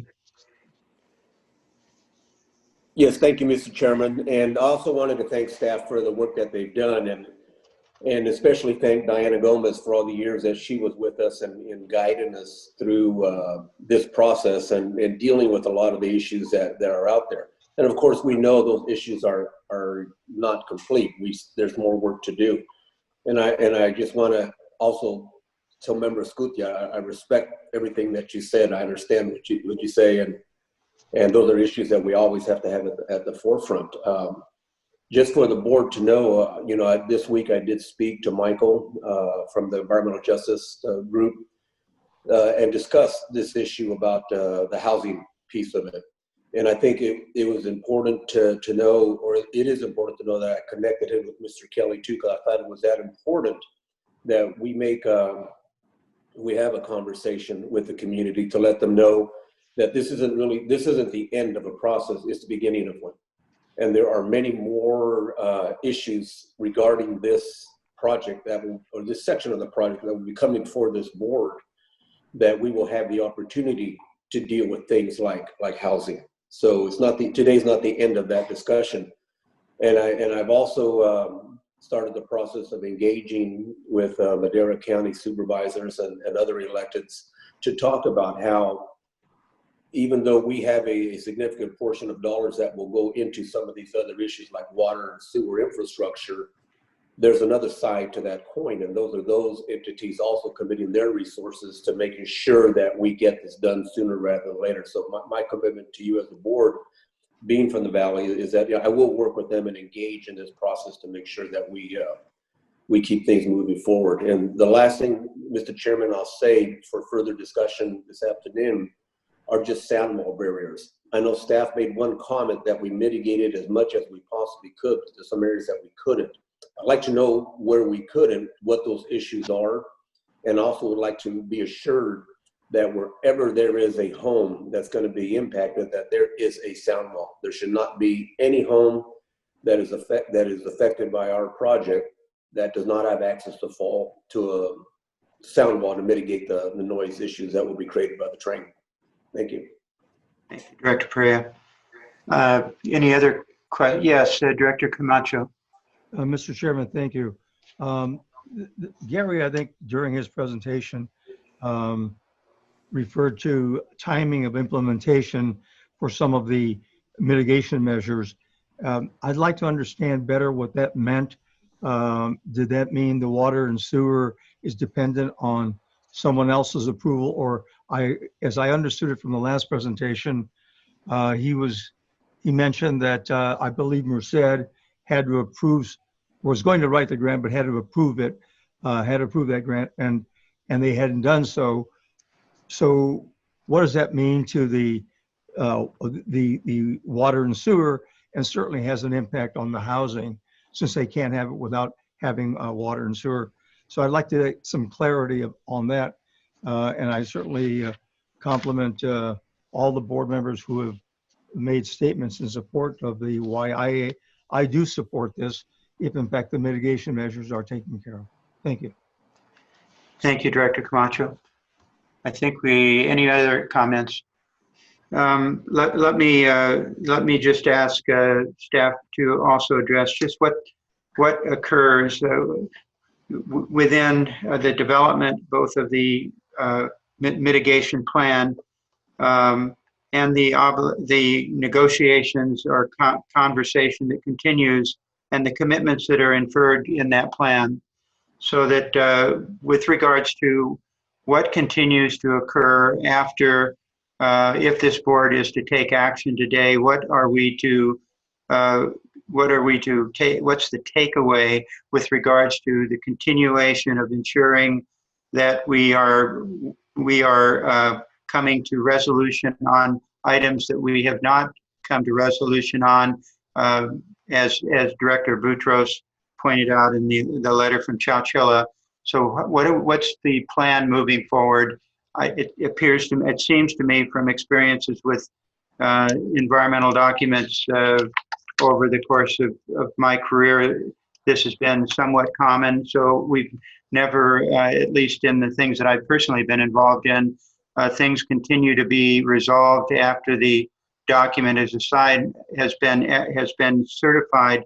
That being said, it also anticipated continuing efforts in conversations and the development of the mitigation plan itself. So unless there are any further comments on that at this point, what we will now do is to find out where we are here.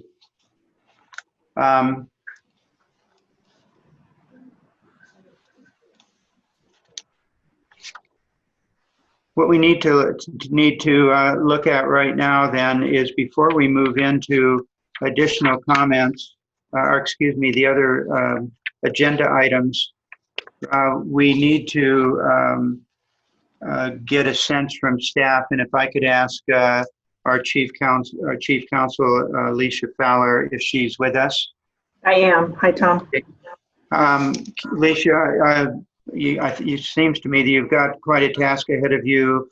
Can you give us an idea how long would staff prefer to provide feedback on all these comments that have just been made by staff and by the board, and requested to have those returned to us in your comments this afternoon? I had a chance to check in, and I think that the ask is, if once you guys are done with agenda items 7 and 8, we could take a 90-minute lunch break.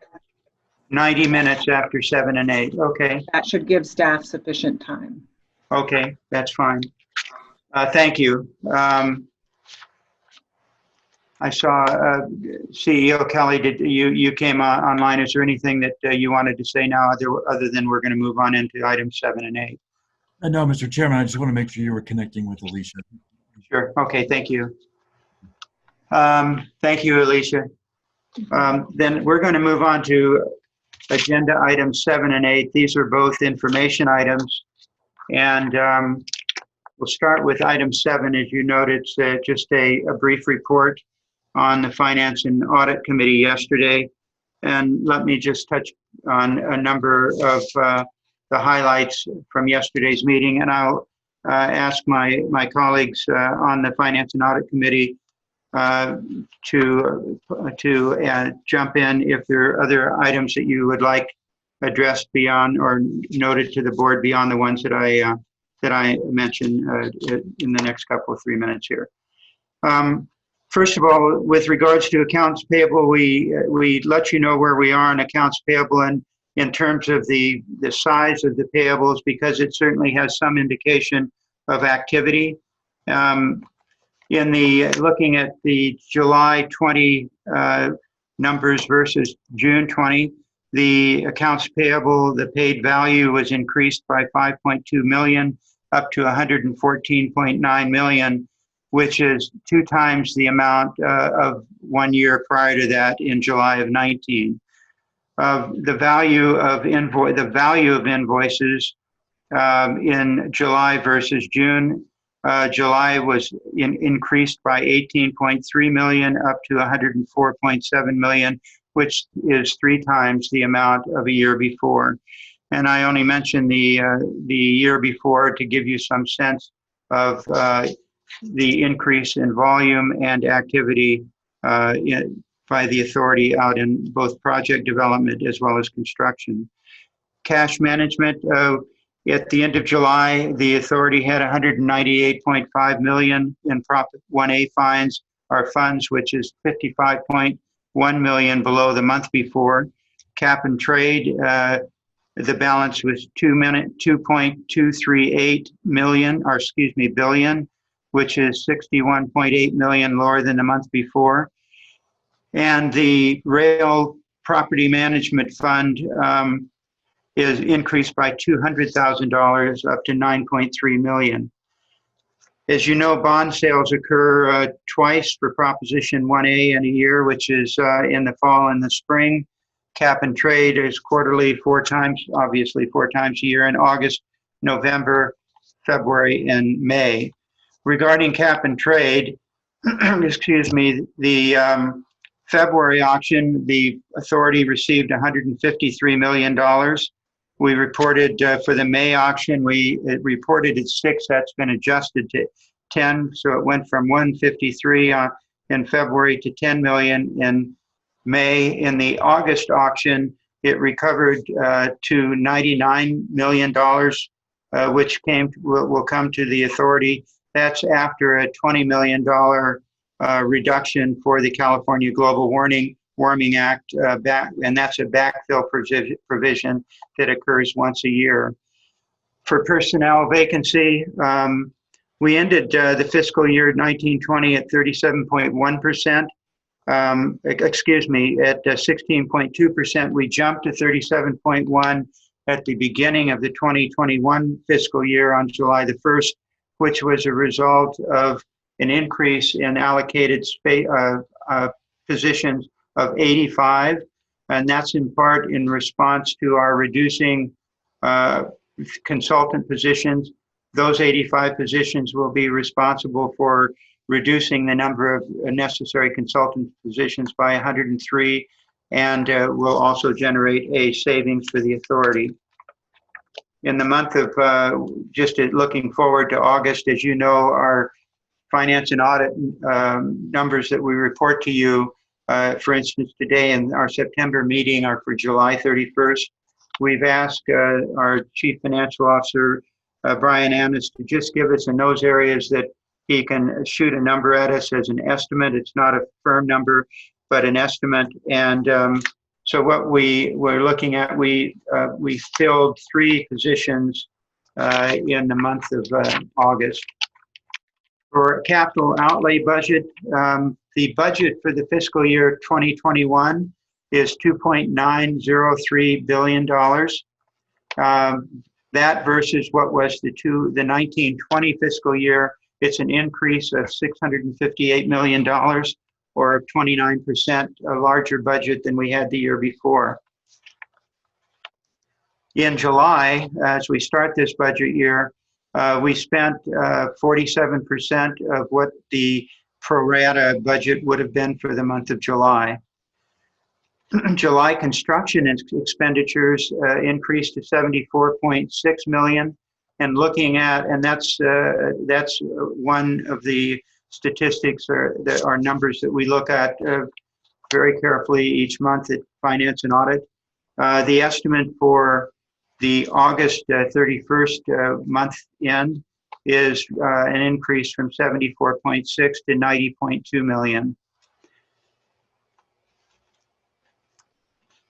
If we look at construction, estimated August construction expenditures, as I just pointed out, at 90.2 million, that breaks down to about 42 million in CP1, 40 million in CP2, and 9 in CP4. Total project expenditures to date are a little less than $7.5 billion. By the way, project expenditures, as we have them broken down, are for construction, project development, administration, which is pegged at 3%, and local assistance, which is 5%. We also pay attention to our state match that's required by ARA, and that state match is for approximately $2.5 billion.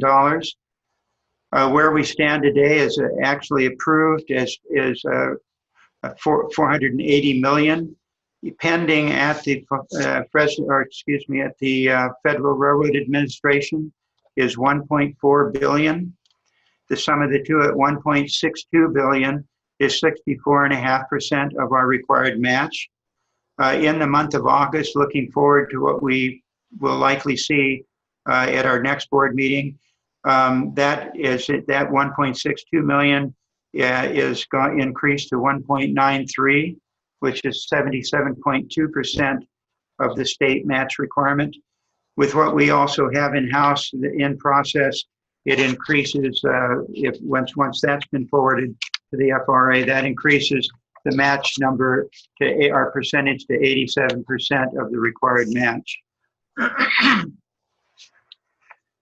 The total contract value that we've got on the books right now is $8.1 billion, which is an increase year over year of 19%. I mentioned last month on our small business utilization rate, we were flat at 21.3. We remain flat at 21.3, and we have not addressed that yet, but it'll be on the agenda for our Finance and Audit meeting next month. It's been pretty much flat in that number for some period of time. As you know, our aspirational goal is 30%, and we want to get a better explanation on why it's not moving forward. We know that construction is key to it.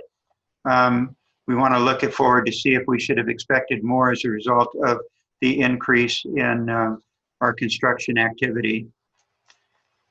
The remaining contingency for all categories that we have based upon the approved budget of this board is we have 1.86 billion.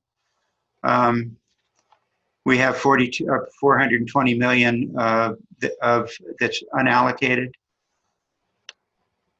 And with regards to operations, we need to, the completion of the ARA obligation, we are estimating that cost to be 5.606 billion. To invoice to date is 2.770. Necessary to finish ARA is $2.8 billion, and the delivery date on that in terms of completion of the requirement for ARA is in 29 months. I also, in looking at how we assess activity and growth, In July, we averaged 996 construction workers on site daily. Looking forward, even to where we stand today, we are now operating at a little over 1,100 a day. Where we stood at the end of July with regards to guideway, obviously, as we know, for ARA, we need 119. We are currently under construction or completed 78. We have 93 structures to build in that 119 miles. 44 are under construction. We finished one in the month of July and are in the month of August, which reduced it to 43. With regards to right-of-way, we had delivered in July 18 parcels. We acquired 7. We have delivered, for the 119 miles, we have delivered 1,640. We have a requirement by our current plan of 2322, which means we need an additional 682 parcels. We've delivered 112 railroad parcels. We need a total of 183. There are 71 remaining. In terms of third party, we have 7 remaining. 1 was executed in July. Environmental permitting, there was 3 still remaining. We estimate completion of those 3 by the end of September of this year. In terms of environmental clearance, that is the entire 119 miles, excuse me, the entire phase 1. We're expecting those by August of 21. There are 7 remaining. That pretty much brings us to the completion of what I have to bring to you today. Do either of my colleagues on the Finance and Audit Committee have anything else that you'd like to add to what I've stated? Okay, hearing none, then yes, Henry, go ahead. Yeah, Mr. Chairman, thank you for the report. I have a question on some of the ladder information you provided with. Sure. In terms of structures that have yet to be completed and property that yet to be acquired. Yes. Attaching that to our 2022 deadline. Yeah. Yeah. I mean, do our work plans show that all of that work, all that right away will be acquired in time to meet that deadline, number 1, and number 2, it seems like there's still a lot of parcels yet to purchase, and I understand that we're building up our right-of-way team.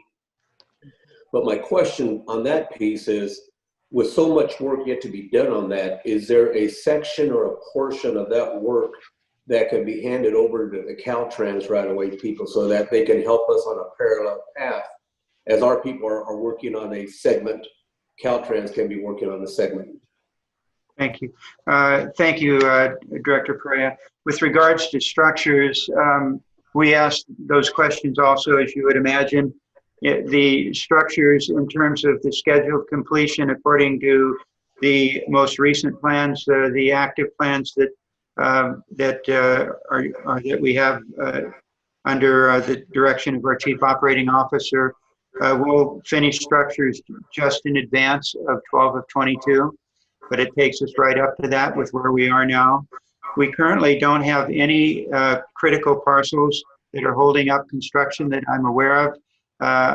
If our CEO is aware of any, he can chime in here in a moment. But I don't believe that we have any work that is being held up today because we don't have the parcels in hand.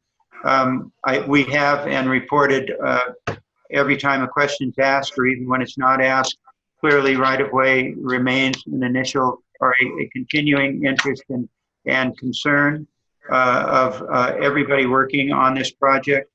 And I don't anticipate that that's going to change right up until the end. There have been substantial improvement over the last year, but I think that those of us on the Finance and Audit Committee would share anybody's concern that we need to continue moving forward as quickly as we can, specifically on right-of-way. We are not where we need to be yet. We're moving in that direction. But the anticipation of everything that we're being told, Director Perea, is that we are able, with all the things that we're working on, we are moving towards meeting the ARA obligations.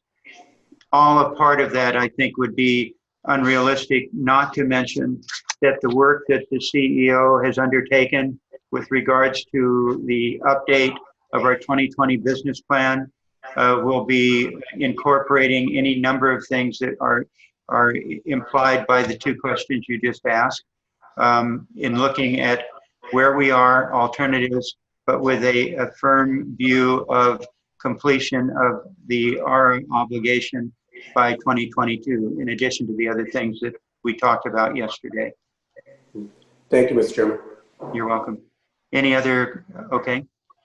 That's the end then of the Finance and Audit report. Thank you very much for your attention, and feel free to call any one of the three of us, so long as we're not in a position that we need to be concerned about with regards to the open meeting laws, so our act. So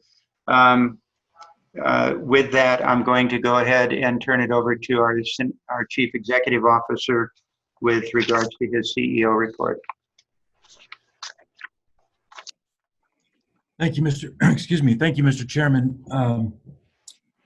Today, the CEO report, I really wanted to come back to the board with a couple of follow-up issues that were raised at the last meeting, and want to walk through a couple of things. We heard at the last meeting, I received the question from both Director Miller and Director Scutia asking about our process for environmental engagement and all of the outreach that we do. This is not so relative to what's before the board today, but work that we're doing in the Bay Area and in Southern California, particularly in the Burbank to LA stretch down there, and then in the Bay Area, Merced to San Jose and San Jose to San Francisco. Staff has prepared two memos, which I will forward to the board members following today's meeting. They are lengthy memos, and my view on this was that you have plenty of voluminous documents for purposes of today's meeting, the two-day hearing. But after reviewing them, I'll forward them to all the board members following today's meeting. Happy to take comment back. As a summary matter, in Northern and Southern California, between February and September, the outreach teams conducted more than 100 meetings and presentations that included everything from legislative briefings, community working groups, stakeholder presentations, and public meetings and open houses. Before the release of the draft EIRs in both Northern California and in Southern California, the outreach focused on making sure that folks were prepared to respond to the draft EIR when it hit the streets. And during the comment period, the focus shifted to answering questions and helping community members and stakeholders navigate those documents. All of this was done in virtual or telephone formats and resulted in attendance equal to that experience during open houses held in person last year or during the first few months of 2020, which was pre-COVID. More than 22,000 website visits split between both regions occurred on new standalone interactive websites created for each project section.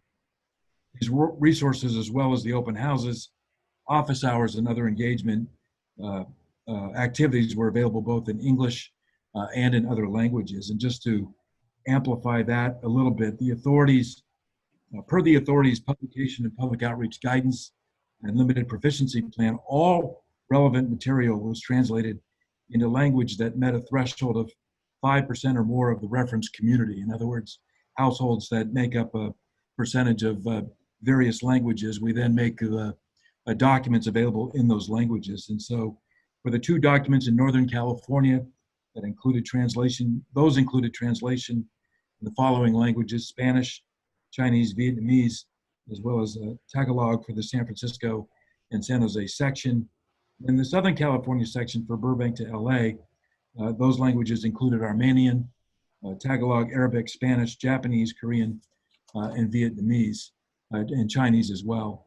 We also had paid social media ads were placed in geo-targeted areas in appropriate languages and targeted community outreach was conducted by our regional teams as well. Again, that's sort of a summary, but we have much more extensive, rather lengthy memos that I'll make available to the board, and then happy to follow up on those. Again, it covers the number of meetings in each location, how we included different language approaches to make sure we're reaching all the communities. And I see that board member Chouchilla has added a new member to our board with the addition of her pet.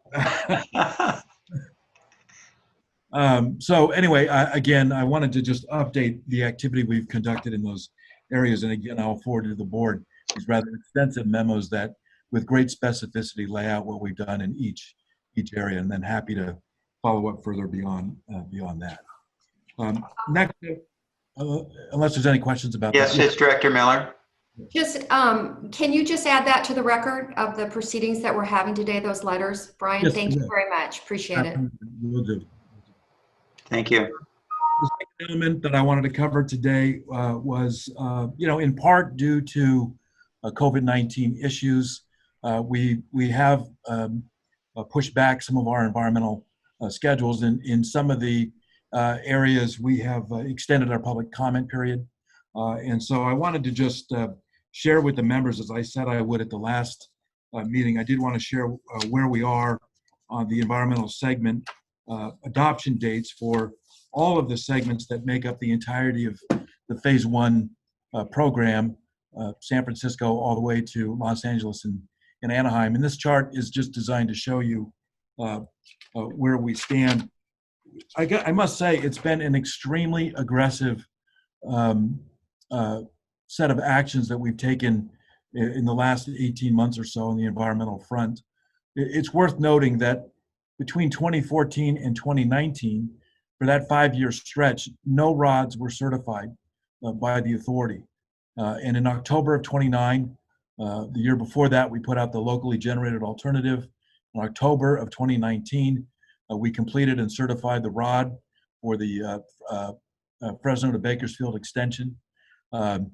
Today, you have before you, of course, the Central Valley Y segment, which would make 2 completed in less than a year. And then note in the first column, we've laid out 4 draft environmental documents up and down the state in other segments, including Bakersfield to Palmdale, San Jose to Merced, Burbank to LA, and San Francisco to San Jose. We're still doing a lot of work on the front end of the Palmdale to Burbank and LA to Anaheim documents, and you see those are scheduled, the draft documents, to be released in spring and early summer of 2021. That middle column is where our ROD dates were, and you can see that we're updating those on the far right column, which reflects some of the actions we took to provide more public comment on these. There are really 2 things that we have to manage right now with respect to our ROD dates. One is we have extended the public comment in certain areas, and so that pushed back the adoption date on some of these. And then secondly, in working with the Surface Transportation Board, which is a federal agency, as they are currently staffed, and we have talked to them about additional resources, but I think that's a conversation we'll have to come back to them on at a later date. But the way they do things right now is they take these one at a time for their review. And so we have to slot each of our documents into the period that they can take them up on a sort of one at a time basis. And so both to make sure we are deconflicting any schedule issues with the STB and to accommodate our extended public comment periods, there's some change to our approvals. You see that the very next document we will take up, at least based on our schedule, is the Bakersfield to Palmdale stretch. That represents our first reach into LA County. That document is still proposed to be done in April of 2021. And then you can see the changes as we go through the document. Again, the far right is the currently planned schedule. You do see in these that all of these are planned, and we're working to accomplish all of these well before the December 2022 ARA deadline. So I did want to update folks on where we stand on the environmental documents right now. Unless there are any... Mr. Kelly, can I just make a clarification of something I said earlier then? Yeah.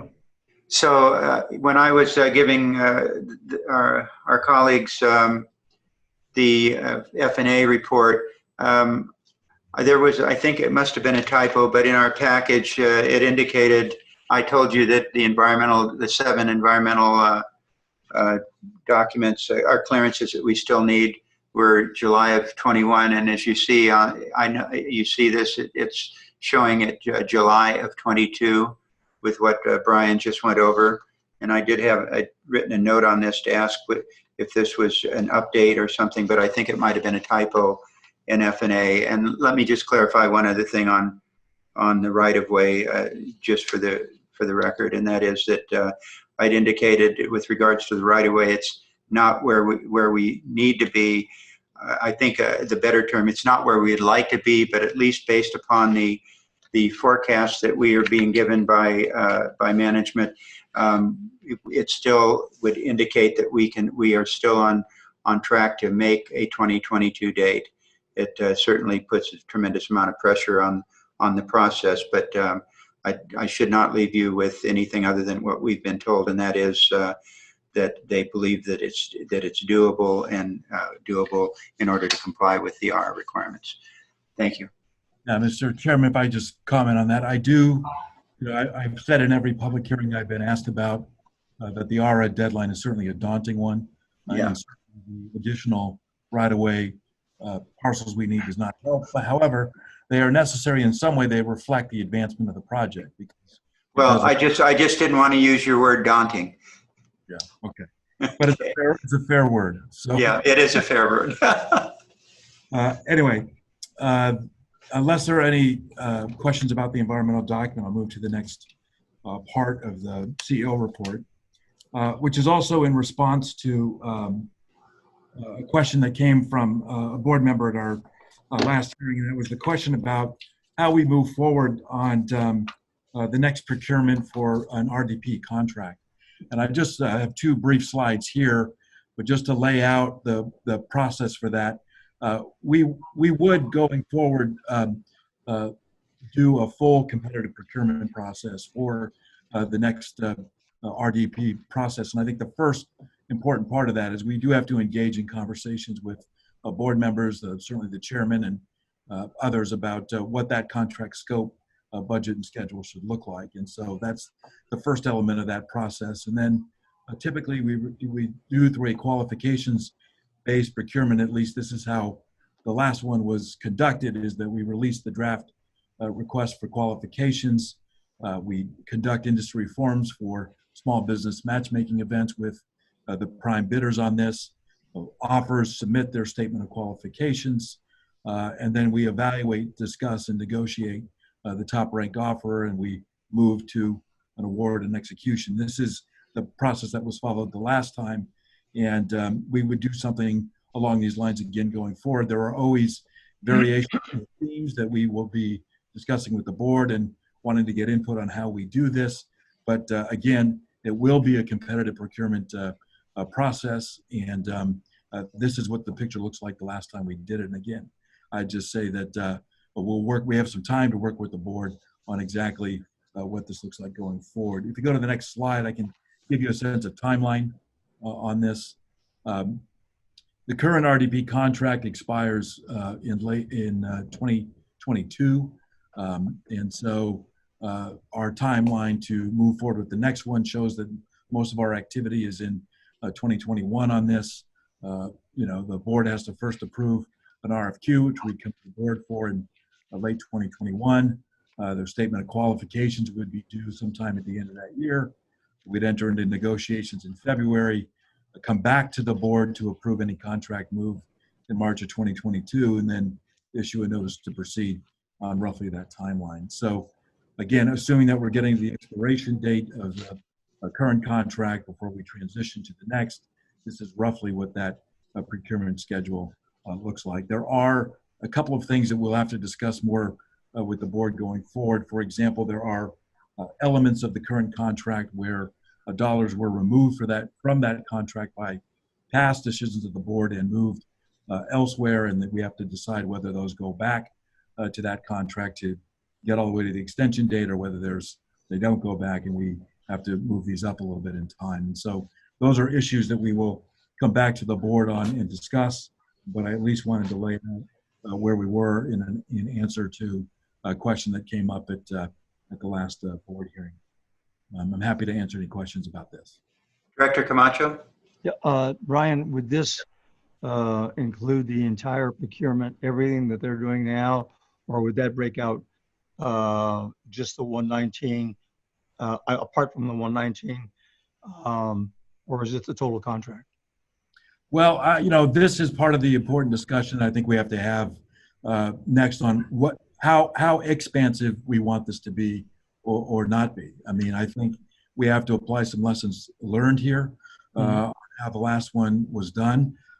I have a view, which again, we can talk more about, that maybe the next one should be a bit more targeted so that we are using consultants in those places where we absolutely need that help, and maybe less in some other areas. So the other one was the prior contract, in my view, was quite expansive and was sort of designed to be a bit of a turnkey operation. And I guess where I sit, and again, subject to future conversations, I would probably propose for a little bit more of a defined scope on what that looks like.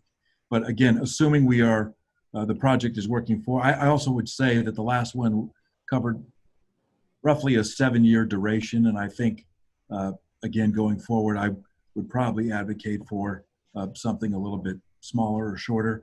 But again, there's a lot of things to come into this still, and some time to talk to the board about exactly what that should look like. As I said, the part is I thought under the FAR that we were only able to go 5 years. So did we have some extensions in there? Well, the original contract was set in 2015 and expires in 2022. So the original contract was I wasn't aware that we use federal dollars on a contract and go 7 years, but that's right. It's just. I mean, I think what's more important is for us to, as an organization, get into discussions about where we want the contract help, what kind of scope of time is reasonable, and that we are putting those things together before we get too far in the RFP process.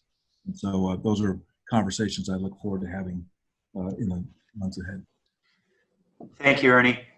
Any other questions for Brian? Hearing none, then I think that's the end of your report. I have one last. Sure.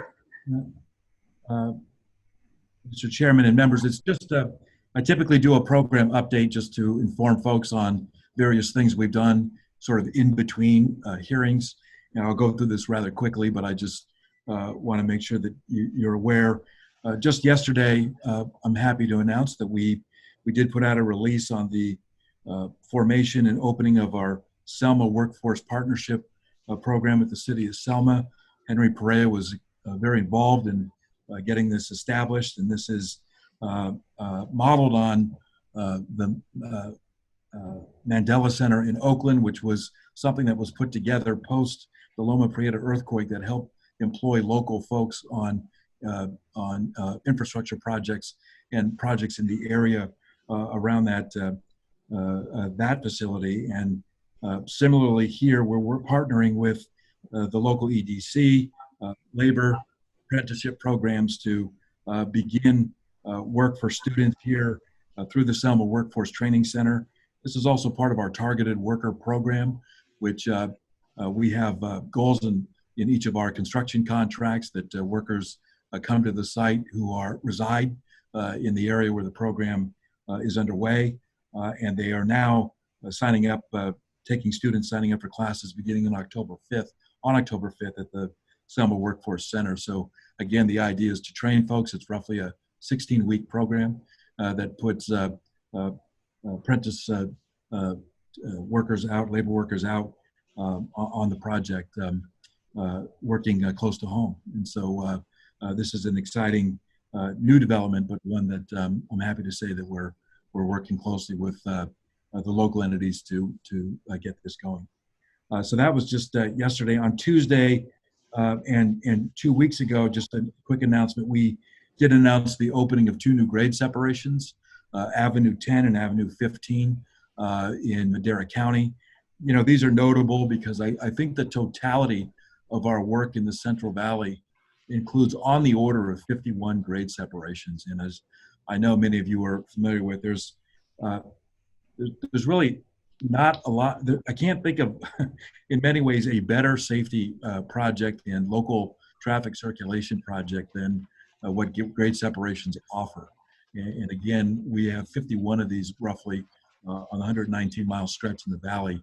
But we just announced these 2 opening, and the nice thing about these opening up in Madeira County, it allows us to get to work on the structures right next door, so we can start those going by opening these. And so I'm happy to announce that. And then finally, we also put out a Labor Day press release where we acknowledge the workers who are contributing to our project. As Chair Richards mentioned, we are now approaching 1,100 workers, daily workers a week out on the construction projects.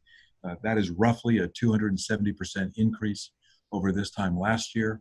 And so we're very proud about that. And of course, since the commencement of construction, we put out about 4,300 construction jobs in the valley. So just wanted to cover those issues as well. Those are things that have sort of occurred in between the last 2 hearings. And again, very, very pleased that we're able to continue the expansion of the job sites and the work, especially in the midst of the COVID-19 pandemic. So with that, I'm happy to conclude my remarks, Mr. Chairman. Thank you, Brian. Do any of my colleagues have any questions for Brian? Yes, Director Chouchilla. It's really just not a question with regard to his presentation, but I just want to make sure that in preparation for the votes that we're going to take after we come back from the break, that I would like to incorporate, if at all possible, into the record of the EIR proceeding, the MOUs that have been executed that reflect our promises made, especially to the city, to the community of Fairmead.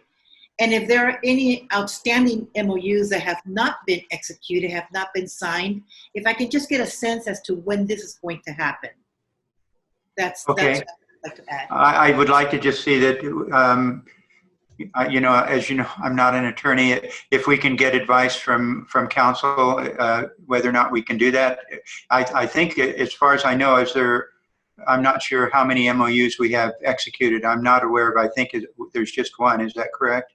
Well, I know that Chairwoman Miller asked that I think a certain letter be attached to the record. Yeah, I think that anything that we can do legally, I think that that's all I'm looking for, is just to make sure whatever action that we take or whatever we want to have done, it complies with what we're required to by, you know, CEQA and NEPA. Sure, that's fair. Okay. Anything else?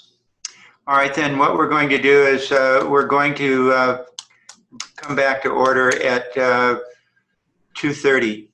That's 90. It would be 90 minutes from now. So 2:30 this afternoon. And so if you would be back on board and online, say at 2:15, that would be great. That'll be perfect. Thank you, sir. How many percent do you have left, Anthony? I got the power back on, so. Oh, you do? That's cheating. He started with 90. Yeah. He started with 94. I was waiting for it to just black out. I didn't think he'd be here. Okay. All right. Thanks, everybody. We'll see you at 2:30. All right, Mark. Thank you. Again, we went through on the break we heard your comments, including public comments, and also the board member requests over our break. So we've come back with you with responses to your requests. I'm going to hand it off to Gary here at the project level to start through the responses of our conversations. Alicia is here. Garth is here, of course, been involved in the community at the community level to answer any other questions or confirmations as we go through. Gary, I'll hand it to you. Thank you, Mark. I'm sorry, sorry, I just had an echo there. I was hearing myself. In the order just to try and sort of follow the sequence of questions that were raised by the board members, I'll just reiterate some of the questions and then the responses and clarifications. I'm sorry, Gary, I'm sorry. Hang on just 1 second. I'm looking for Martha. Martha? I'm here. There you are. Okay, we just don't have any video on you. I know. Do I have to be on video? No, you don't have to be. Not. No, but I start to say no, but you have to share with us, okay? I didn't want you to catch me taking okay. a snooze. Okay, I just was worried you weren't there. Sorry, go ahead, Gary. All right, no problem. So again, Board Member Escutia has some concerns about the implementation of the mitigation and how that would be enforced. Also, especially focused on the concerns raised by the community of Fairmead regarding the affordable housing. So we will clarify how we provide the replacement housing relocation assistance. We'll also go through exactly what is involved in the MOUs that we are developing to follow through on the mitigation measures for Fairmead. And also we'll be addressing the employment opportunities for the region and how we'll make sure that Fairmead is engaged in that process as well. So regarding the affordable housing for the Fairmead community, the relocation process with the authority is a process that follows 3 steps to identify comparable replacement housing. First, we look for suitable replacement housing within the community, and this is assuming that the resident wants to relocate within the community. If that's available, we would work to acquire that property and move the resident to the new property. If a comparable housing is not available, we would look for potential other properties in the area suitable for rehabilitation that could become adequate as comparable housing as identified. If neither of those options are available, we would then look to actually construct replacement housing within the community of Fairmead. And it really is up to the displaced individual to determine the location and needs of their family. And we do have to recognize that that may not be within the same community. Regarding the affordable housing development of multiple houses, these may not address the individual needs to provide replacement housing that is comparable to the resident's existing dwelling. The improvements of the Fairmead community through the sewer and water connections, along with the local infrastructure improvements, would help facilitate residential development and help attract new community members. Replacement housing needs are addressed on an individual basis, which provides comparable housing. However, replacement housing, again, is an individual decision, and the authority cannot force residents to relocate specifically within a given community. Regarding the memorandum of understanding that we have to advance the mitigation measures, we have been working on 3 memoranda of understanding regarding the Fairmead mitigations with Madeira County, with the City of Chouchilla, and also Fairmead Community and Friends. The MOUs with the stakeholders are in progress. The Madeira County Memorandum of Understanding outlines how we will fund the community center construction and ongoing operation and maintenance. This funding will be provided by the authority and also would assist with the county in the ongoing project to provide a reliable water supply to the community. The agreement that we are working with for the City of Chouchilla determines the scope and the connection to the municipal wastewater treatment system. The capacity, an increase in capacity is needed for the Chouchilla wastewater treatment plant, and these upgrades are part of that project. The City of Chouchilla is in the process of applying for funding to the State Water Resources Control Board to fund the wastewater treatment plant expansion and the connection. And the authority will be providing the supplemental funding to ensure completion of the project. The Friends and Fairmead Memorandum of Understanding has been reviewed by their legal counsel and is being reviewed by their board members. And once we have these agreements in place, we'll be able to bring them back to the board for the next meetings. Regarding employment opportunities, sorry, lost my place, sorry. The authority is being proactive in providing job opportunities to marginalized community members. The Central Valley Training Center in Selma has begun accepting applications for their pre-apprenticeship program, and the training center and programs are aimed at serving veterans, at-risk young adults, minority and low-income populations between the counties of Fresno, Kings, Tulare, Madeira, and Merced. While there is not specific measures to give Fairmead community members preference with the training center the training center is targeted to advantaged groups throughout the Central Valley.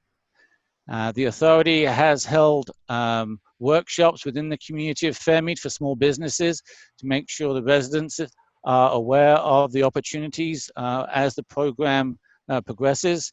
And we are also able to have targeted outreach to the Fairmead community to make sure they are aware of all possible programs so they can have their fair share of benefits of the implementation of the program. In addition, I think this was Board Member Shank had some questions regarding exactly the unmitigated noise levels. And why was that? So the questions about the noise, and specifically about the noise mitigation for the residences that were found to have noise impacts from rail operations in determining noise impacts and noise mitigation, the authority follows standard accepted process similar in manner to what Caltrans does. And this generally involves initially the implementation of sound barriers.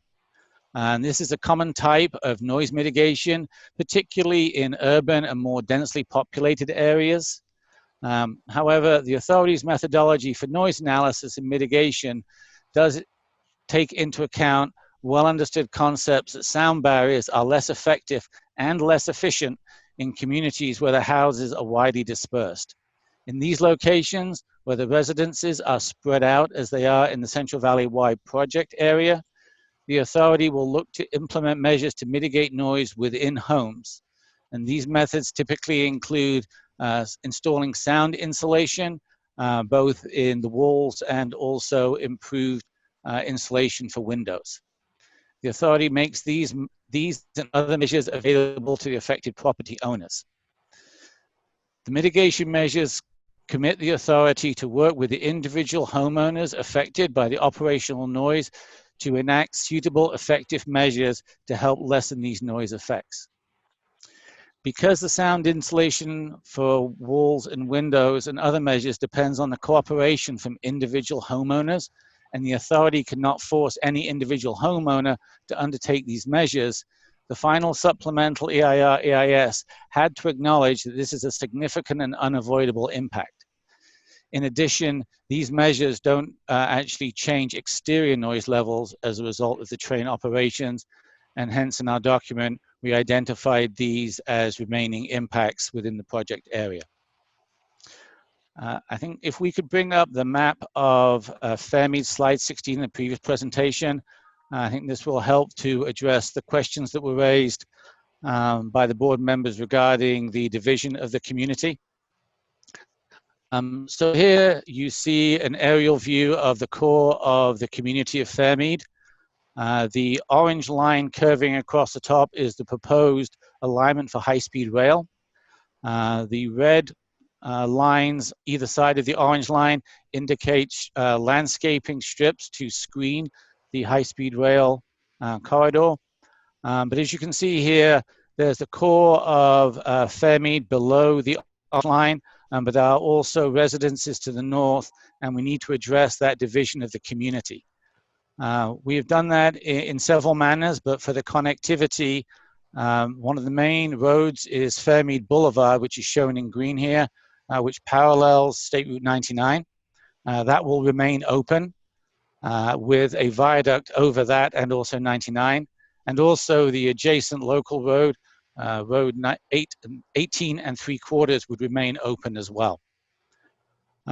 Based on our spacing and grade separations do take up a lot of footprint.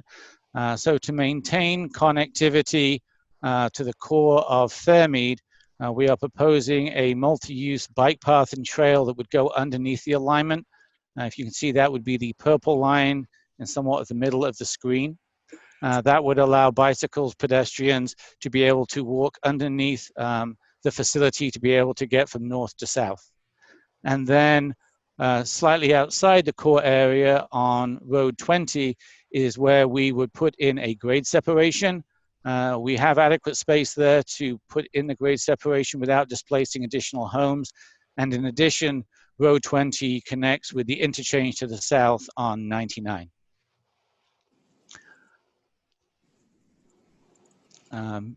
Moving on to the next topic raised, Board Member Boutros had questions about how the, regarding the letter that was submitted by the city of Chouchilla.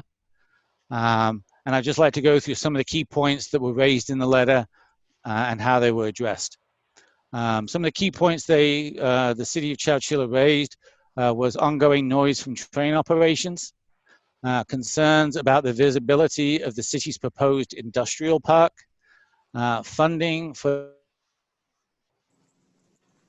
the connections of Fairmead to the Chouchilla sewage treatment plant, and also we heard concerns from the city about local engagement in the future as the project moves forward.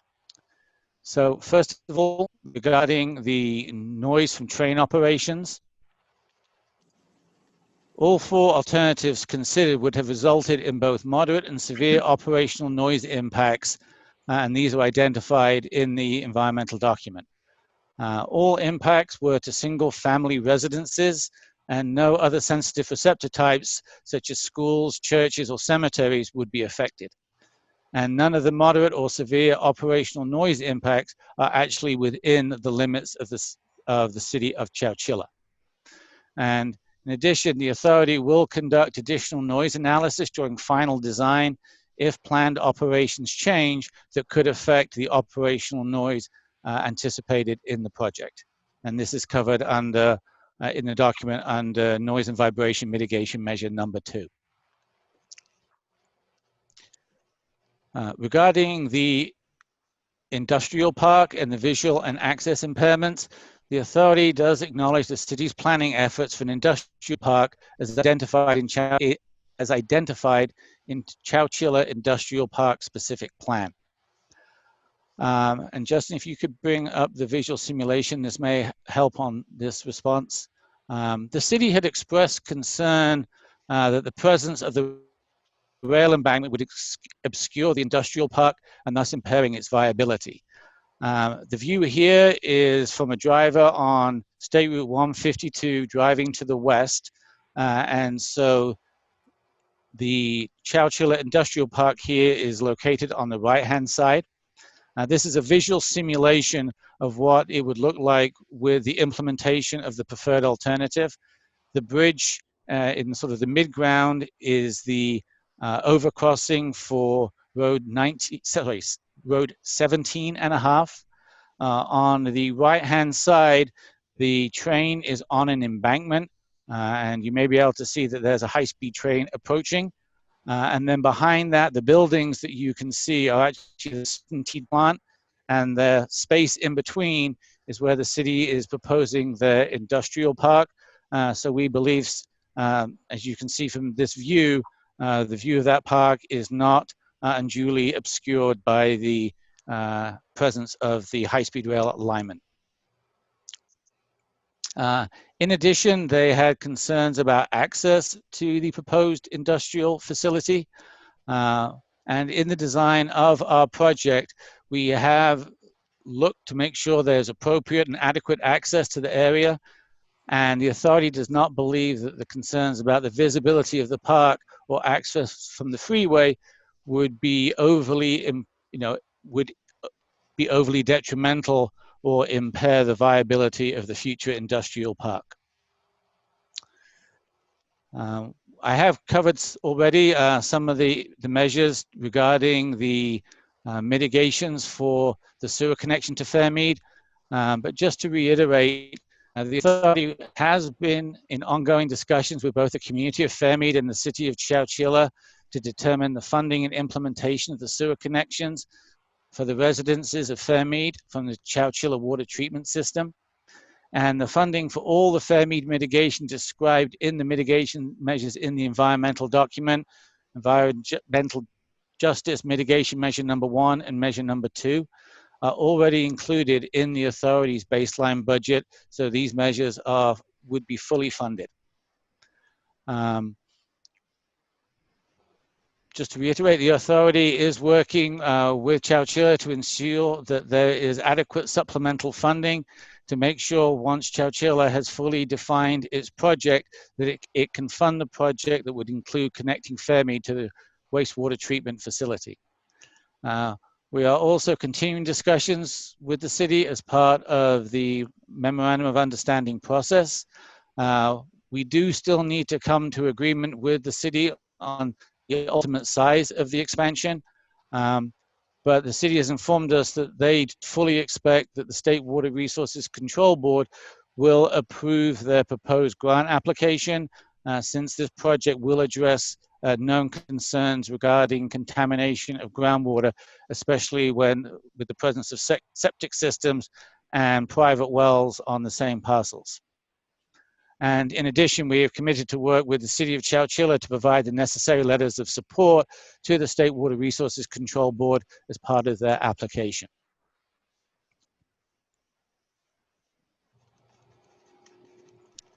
In addition, we wanted to make sure the local agency approvals for the local infrastructure.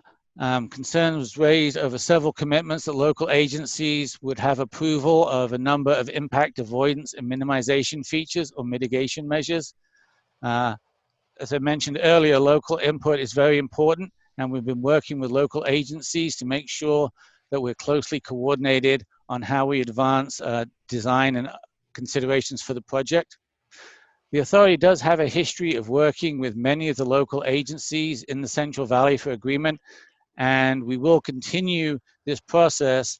However, we do recognize that the authority will need to have the ultimate approval on the design of the high-speed rail facility, but we will take in local agency input where appropriate for their facilities. We do have a standard sort of sequence of agreements we follow, and if we could bring up the attachment A, that will help show these.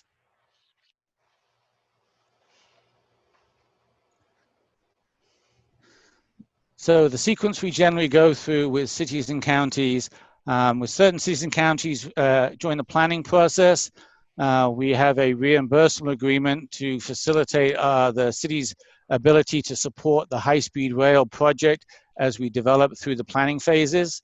And then once we move into design and construction, the initial sort of overall agreement we would enter into is a cooperative agreement. And this sets out the roles and responsibilities between the authority and the city and county for how we would impact and work with their various facilities. And generally those fall into sort of 4 general categories. One is utility agreements. This is where we would enter agreements to relocate specific utilities that conflict with the alignment of the high-speed rail project. Also, we would enter into right-of-way transfer agreements where we need to acquire additional properties for the implementation of the high-speed rail project. We would also work closely with the local entities on the grade separation agreements. This includes the design parameters for the grade separations and also the aesthetics and the look of those grade separations to meet the local preference on the aesthetics to tie in with the local area. And then ultimately we'd be working on ownership and maintenance agreements, and this defines the roles and responsibilities regarding the ownership and maintenance of those improvements into the future. Specifically in this area with the preferred alternative with the alignment adjacent to State Route 152, the authority will also need to work with Caltrans and the city of Chouchilla and the county of Madeira to update the existing freeway agreement, and that agreement will dictate the level of access along that facility and will be assigned by each of the parties within their jurisdiction. Beyond just the agreements that we would have with the local entities, we do also have other reporting structures in place to make sure that we keep the public informed going forward. And this is particularly regarding the mitigation and monitoring and enforcement plan, which we do need to be able to report on. We have our EMMA program, which is used to proactively oversee and monitor the implementation of mitigation measures and implementation and avoidance features. These reports are really available on request based on the board or the public's request on specifics. And they can be reported out in a different processes, both in coordination with local governments and also depending on the result of negotiations with the permitting agencies. We also have, detailed tracking measures, especially from the construction contractors. And again, as I said, we can create reports as necessary depending on specific areas of interest. And we also will have multiple permits, and those will be coordinated and worked through with the various resource agencies, and then also transportation mitigation. And one of the elements that was raised in the letters that we've received is especially regarding detours during construction periods. And those are the kinds of mitigations that we would need to work closely with the various jurisdictions, the counties of Madeira, Merced, and the city of Chouchilla, in making sure that we have appropriate traffic detours during construction to route the traffic onto appropriate roads, typically staying out of more residential areas. With that, I will hand it back over to Mark and see if there's any further questions. Thank you, Gary. That concludes our brief response to you, Mr. Chair, and the board. From your previous questions, I'll turn it back to you. If there's any questions or clarifications that you all need.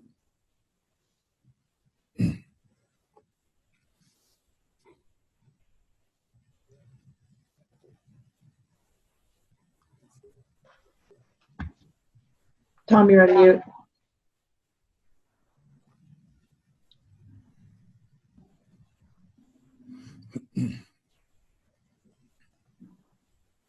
Sorry, everybody. Mark and Gary, thank you for your presentation. Let me ask first if Brian Kelly has any additional remarks he'd like to make. I do not, Mr. Chairman. Thank you. Thank you. Do any board members have questions of staff at this time that as they relate to the information just provided? Yes, Director Chouchilla. Thank you so much, Mr. Chairman. First of all, thank you to Mr. Kennerly for that, all the details that you provided with regard to your response. Thank you for also explaining to us what housing assistance means and the different levels. So I really appreciate that. Just one last final question.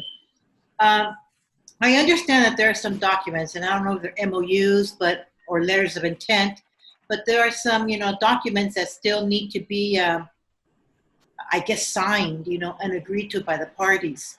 Do you have any idea when those documents will be finally executed? Can I answer that, Gary?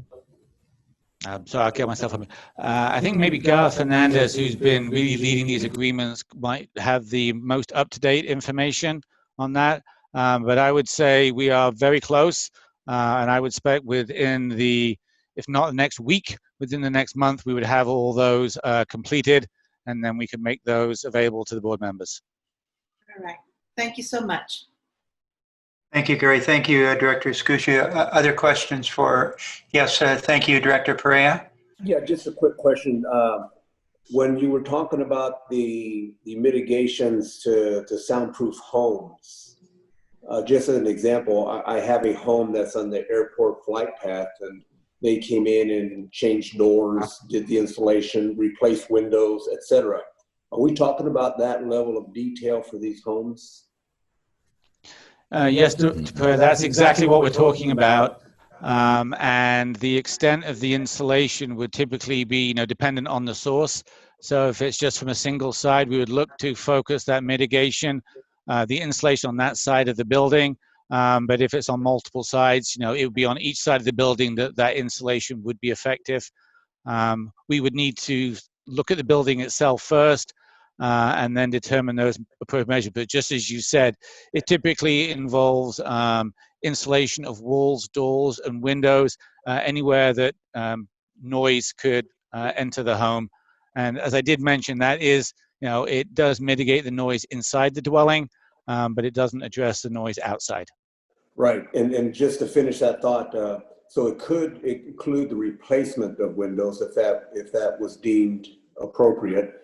But two, you're right, it would take care of the inside, but I'm thinking of that, say that house where the backyard then abuts to our alignment. It's without seeing an actual location, what would we do to mitigate sound going into those backyards or front yards? Again, that becomes much harder because, as I mentioned earlier, with individual homes, a sound wall is not very effective, or the extent of the sound wall to be effective would be cost prohibitive. You need hundreds of feet of sound wall. So the external one still is an issue, which is why when we completed the assessment of the document, we did identify those homes to still have an unmitigated impact because of that exterior noise. Okay, thank you. You know what I'll do is I'll call Garth, and now once we approve this alignment, assuming we do today, I'll take a drive out there so I can visually see what we're talking about. Thank you. Yeah, we can arrange that. Thank you. Director Boutros? Yes, thank you, and thanks, Gary, for taking the time to answer some of these questions. I still feel that there is a distance between the responses by the city or the city's consultants or legal staff and the responses that we're giving. So I'm not sure how to interpret the recommendations that you made and whether they would be acceptable or at least somehow agreed to by the city of Chouchilla in particular. So and then there's this legal analysis that I was really asking about in particular by the firm Abbott and Kinderman, that kind of challenges really to a certain extent whether we can approve this document today based on a whole slew of issues that they raised that may be in conflict. I'm not an attorney. I have no idea what these mean, so I'm deferring to the legal experts here. With the distance between Chouchilla and the responses that I've heard and read in the documents, I believe it might be fruitful and useful to delay this action until next month and give staff some time to sit down with Chouchilla and see if some of these issues can be resolved, at least in a satisfactory order. And maybe that can initiate the development of the MOU that, if it's true, it's only a couple of weeks away, then we will have an MOU by next month. I don't really see any urgency to approving this today. It's not really impacting any project delivery. I understand that we need to have it done, and it can be done next month without any impacts to anything that I can foresee, unless you can tell me that that is a bad thing to do. That would be my recommendations, Mr. Chair. Thank you, Mr. Hart. Thank you, Director Boutros. Any other? Tom, can I maybe speak to a little bit of the Sure. Director Boutros's concern? I mean, I will mention that the City of Chouchilla letter really mirrors letters we've had from them. The whole environmental team, as well as our attorneys, have had the opportunity in the environmental document to very much consider each of their requests and the areas that under the environmental laws we needed to address, and the other things they're raising that are really outside of this process and maybe moving into the next series of processes like design and construction. So I am very confident. We have some amazing attorneys working on this that from a legal perspective, while their letter raises issues that they may want to bring forward, I'm very confident our document is definitely on a legal on a very sound basis.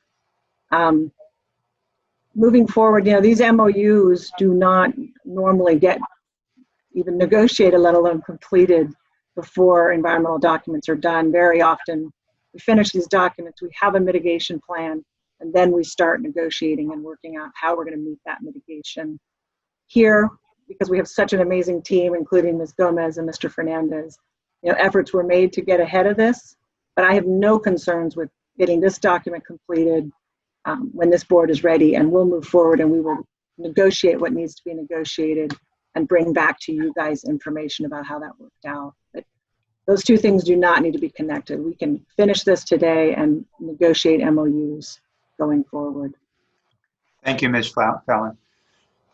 Yes, Director Camacho. The question I had asked earlier, which was the timing of implementation of some of the mitigation measures, specifically the water sewer hookup. And as I understood it, that it was dependent on Chouchilla applying for a grant. And then also the timing of the funding. So are you suggesting then that we will do nothing for them while that is pending? So the grant has to be granted first and then we put in our money? Maybe I could answer that. And just to clarify as well, when I was talking about the MOUs to be completed within the next week or next month, those were specifically the ones for the Fairmead mitigation and not the other agreements which I had described sort of ongoing with the cities and counties. But to Director Camacho's comments on regarding the timing, in our discussions with the city of Chouchilla, they have the agreement ready to go to the State Water Resources Control Board. As I mentioned, we are very close, I believe, to reaching agreement on the funding. And with that, they would be able to then submit that application to the State Water Resources Control Board. Their goal is to have that completed by the end of the year. And then anticipated, from start to completion of that construction project, something in the order of 3 years. To complete the planning and then the execution.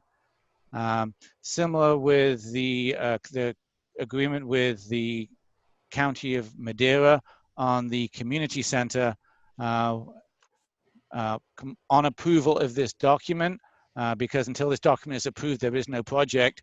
So with the approval of this document, we would then move forward immediately, working with the county to provide the funding to initiate the planning and then ultimate construction of the community center. And the county is already moving forward under emergency measures to improve the water supply within the community of Fairmead. And then they ultimately will be improving the connections with a metering program for the entire the district there in Fairmead. The one, to be clear, the one other element or big element of the improvements for the community of Fairmead, which are the sort of the roadway improvements and the sidewalk and landscaping, those we anticipate would actually be part of a future construction package. So that they would then occur at the same time as the rest of the construction. But these other projects, the sewer connection, the water, and the community center would all advance immediately following approval of the document. So I'm probably more concerned about the sewer and water as opposed to the other mitigation measures, because I think those things are critical for stability in any community. And this is a very disadvantaged community that certainly needs compassion and help. And I was hoping that the High-Speed Rail Authority would step up and do something as a good faith measure to ensure them that better things are to come. We just don't need to have some naysayers out there that really have passion in their voice, that really have a need, that continue to wonder what's going on. And if we're talking about a 3-year process before anything is going to happen, it's unfortunate, but if that's what it is, that's what it is. Alicia, do you have any better sense of timing? Let me go ahead, Brian. Just jump in and say one thing here, Ernie, that, with the approval of this document, we have the authority to move forward on our commitment to that sewer and water facility, a $3.7 million commitment from us. And we've committed also in the year and with them directly to participate and support the work to get the grants from the State Water Board. So we will be partners with them on that. And the sooner we execute this document, the sooner we can execute the following. While it may take some time to build the infrastructure, the process will move forward immediately. And again, they plan to apply for those grants by the end of this year, which is now just a couple months away. Okay. Okay. Thank you. And by the way, Gary, it was a very good presentation. And Mark as well, thank you for responding to us. Thank you, Ernie. Director Perea? Yes, I apologize. I did forget one question. Sure. Other than to make the statement to staff, to thank you for the presentation, very thorough. As we're waiting and applying for these grants, the money that we have committed to these different elements of the mitigation, are we going to be moving that money into a lockbox or something similar so that that money is committed to them on an ongoing basis? Henry, I doubt that it goes into a lockbox. It's unless I'm told differently by either Brian or Brian Annis. I mean, it's a commitment that the authority has made. It'll be budgeted, and it'll be budgeted and designated for that purpose. But I don't know that I've ever recalled that we actually put anything into a specific lockbox, as you point out, on any of the previous agreements we've ever made. And I don't recall any that we have not delivered on. So I doubt that there is one. Is that correct? I doubt that that's the intent. Is that correct, Mr. Kelly? Right, Mr. Chairman. I just say that the commitment that is contained in the environmental document is a very formal and public commitment by us. We're looking to execute those immediately with follow-up MOUs, and these early commitments of the mitigation dollars are already in our broader budget. And so these things we can execute immediately. Okay, just as a follow-up then, can we encumber the money through the process? And obviously what I'm concerned about are two things. One is, we've made this commitment to them. We're not providing 100% of the funds that they need. It requires others to act, and that's okay. But I just want to make sure, with the broader discussion going on in the state right now, where there's some interest in moving high-speed rail dollars to other parts of the state, I want to make sure this community's interests are protected. That's why I want to know if there's a way we can protect these dollars, either through a lockbox or actually encumbering the money so that it's not just money in the budget that could be moved by another budget action somewhere down the road. So that's my concern. Henry, I'm happy to come back to you on that, but I would just say that again, you make these commitments publicly and in formal documents that have legal meaning, and then we have in our adopted baseline now, in our budget, fiscal year budget, dollars available for pre-development work, and this qualifies for that. So I think I'm happy to come back to you. I'll talk to Brian Annis, our CFO, about other ways we can do that. But again, I feel like these are within our budgets now, and the documents make clear what our commitment is. Okay, my last question then to our attorney: as we make these motions today, can we add something to the effect that would commit us as much as we possibly can to making sure that we follow through on this commitment? The resolutions can always be amended, Director Perea, if you want to add something. I would assure you that the documents themselves lay out these mitigation requirements. I mean, what we have to follow up with them based on what we laid out. what we're doing, if we don't comply with our mitigation plan, we're putting the entire agreement in jeopardy, which is important to us not to be doing that. I mean, so we're making a commitment in the mitigation plan, as you would, I believe, in any CEQA or certainly CEQA document. We can unwind all kinds of things by failing to comply with what we've agreed to. Okay, so in these documents that we're voting on today would have, for example, if it was $1 million for the sewer treatment plant, that document would say there's $1 million allocated to that effort. Are we that specific? Yeah, I think it's budgeted for that purpose, yes. And it's in our documents today. I'm sorry? The dollar amounts have not all been completely negotiated. Yeah. The commitment to meet these mitigations as laid out is what's in the document. And so let me just ask another question. I believe what we're doing today is also a part of what we are required to do in compliance with our obligations of providing all of the environmental clearances for all of phase 1 by the end of 2022. This is a part of that. Is that not correct?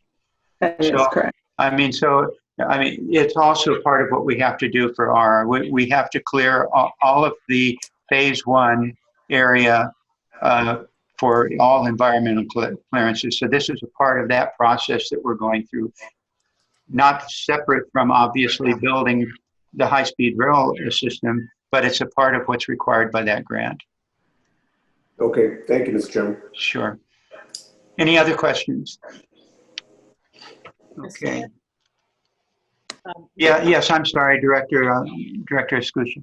Yeah, just a suggestion for Brian Kelly when he talks to Mr. Ennis to discuss the financial aspect of what Director Pereira was talking about. Perhaps if a lockbox is not possible, then maybe a trust account, to put these dollars in trust for purposes of mitigation pursuant to these agreements. I mean, I'm just wondering if that's possible. And, Brian, you can figure that out with the CFO, but surely you have to understand the concern of Mr. Pereira, but more importantly, the concern of the community that, especially the one that's going to be the most impacted, that they just want to make sure that the promises made are going to be kept. Senator, I appreciate that. And again, I will talk to Brian Ennis and report back to you all, on the question. Okay. If I can just add, I think that one of the best ways to encumber these funds is to enter into the agreements that we will enter into after this document is approved. Sure. Sure. If I could add, jump in and just follow up on what Alicia was saying. I jumped on to make a similar point that, I think once the documents are signed, that'll obligate the authority. And in our Finance and Audit Committee reporting, we do show all the various contracts we have. Right. And obligation. So this would be added as a obligation upon the signing review. Yeah. Director Miller? Oh, I was just going to say that I don't think you need trust documents or lock boxes. The mitigation monitoring plan itself is enforceable. And then on top of that, you have an agreement. And sometimes as these things go, the cities themselves want to move the money somewhere else, or they find a different need, or there's changes that need to be made. So I think we've protected them, and yet we've left the staff flexibility to make sure that they can address changing circumstances, which typically happens between the approval of an environmental document and then when you actually get to implementing the project. And I was going to make a motion unless the other board members have comments. So. No, that's what I was just getting to, but I want to make sure that there are no other comments or no other questions. The only comment that I have. Okay. The comment that I have in response to Trustee Nancy Miller is that I think that Mr. Pereira, and I don't want to put words in his mouth, but I think that Mr. Pereira was concerned also about other forces, trying to take away money from, say, this mitigation effort and reallocate the money somewhere else. And I think that's what he was concerned about, And by the way, the state legislature has been known to raid special funds in order to backfill the general fund. Yeah. All right. Thank you, Director Scuccia. Ladies and gentlemen, we're now going to move on to the 3 agenda items that, yes, is somebody wanting something now? Okay, sorry.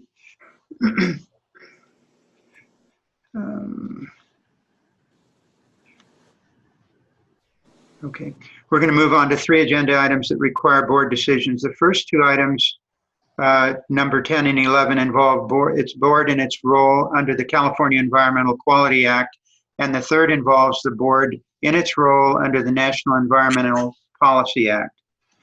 Since these are board actions and have legal compliance elements to them, we have counsel to assist us in walking us through these one by one. And at this point, let me turn it over to our Chief Counsel, Fowler. Thank you, Chairman Richards. So the authority has the benefit of, I mentioned earlier, of working with some expert attorneys on compliance with state and federal environmental laws. We have 2 of those experts with us today to assist the board. Danae Atchison from the Attorney General's Office will walk you through agenda items 10 and 11 under CEQA, and Al Furlow will walk you through agenda item 12 under NEPA.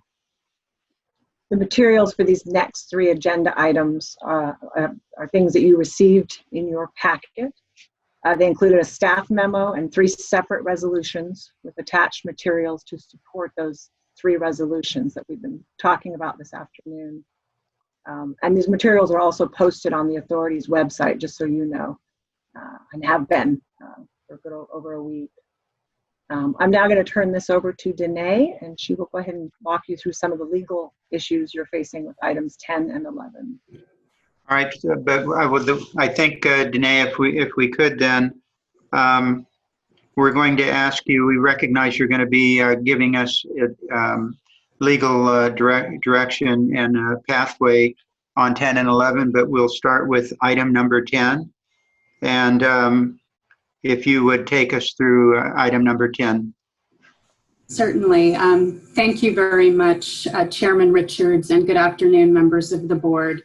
My name is Danae Atchison. I am a Deputy Attorney General with the California Department of Justice, and I'm here today in my role as providing counsel to the High-Speed Rail Authority for its compliance with state environmental laws, particularly the California Environmental Quality Act. And as Alicia mentioned, we'll hear from my colleague Al Furlow regarding the National Environmental Policy Act when I'm done. So I'll be talking with you about agenda items 10 and 11, which are the CEQA compliance steps that staff is recommending that you take today. For your reference, the proposed resolutions for your action under CEQA are resolutions 20-06 and 20-07. They both have multiple attachment, or excuse me, 20-06 has no attachments. 20-07 does have several attachments. So I'm going to start with 20-06, and I'm going to go over this a little bit more thoroughly than some may need, but we've got a variety of folks here, and I want to make sure everyone is on the same page in terms of what these resolutions are doing under CEQA. In adopting Resolution 20-06, the board will be making 3 very important certifications for the California Environmental Quality Act. First, that the EIR has been completed in compliance with CEQA. Second, that the EIR has been presented to the board as the decision-making body for the authority, has reviewed it and considered it in conjunction with decision-making. And third, that that final EIR reflects the board's independent judgment. And so I want to touch on what each of these certifications mean. The first certification about being completed in compliance with CEQA, some may ask, well, how do I know if it's been completed in compliance with CEQA? It's very typical in a CEQA process to receive extensive public comment, very critical of the document, and you've seen that here today. Perfection is not the standard under CEQA. What the board needs to weigh today with this resolution is whether or not the document serves its information function to inform the public and the board of the environmental consequences of the proposed action at hand, which in this case is approval of a Central Valley Y alignment. On the second certification, I want to just clarify that staff has provided the board with the document for its review. The document was made available. It's the final supplemental EIR-EIS, what you're considering today.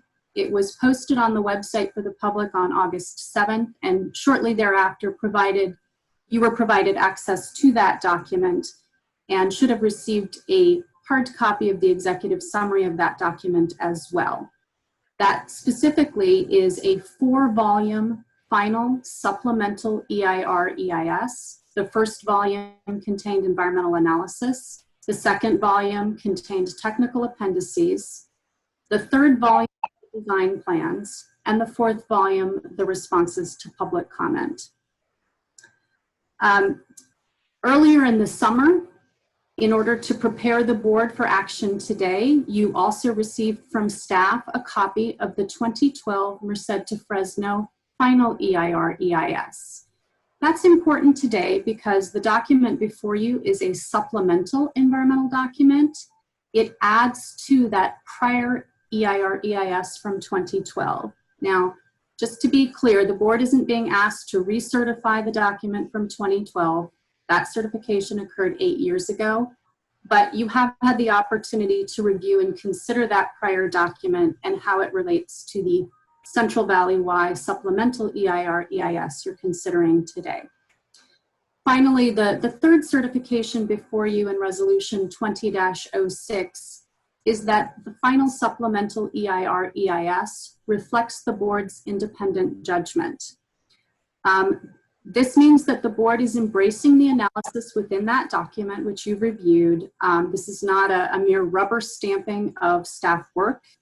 And so the board's duty in this respect is to have taken a careful look at that document, the information in it, and to essentially embrace the document as the board's analysis. So there is no deference to staff in adopting Resolution 20-06. This is the board's statement that the document suffices. So I'm going to stop there. There are no attachments. Certification of the supplemental EIR under CEQA is a prerequisite to the board approving anything. It's not approval itself, but you do need to take this step in order to do any approval. So before moving on, I'd just like to stop there if there are any questions. Any questions for Ms. Hatchman? Tom? Yes. Flynn? Yes. Yeah. Just a comment. I mean, this has such deep roots going back years, you know, in terms of the independence, as our CEO and others know, we've spent a lot of time on this. The difference between what happened 3-4 years ago and today is virtually impossible to have been able to predict it. Diana Gomez was instrumental in bringing us to this point, as we know. That this has been a contentious issue over the years, and the staff has acted in good faith. The board has acted in good faith and independently of one another. And I just wanted to make sure that particularly our newest members know what a deep history this has had. Thank you, Director Schenk. Any other questions or comments for, yes, Henry? Yes, Mr. Chairman, I was just going to ask if we're ready for a motion because I'd like to move this item forward. Okay.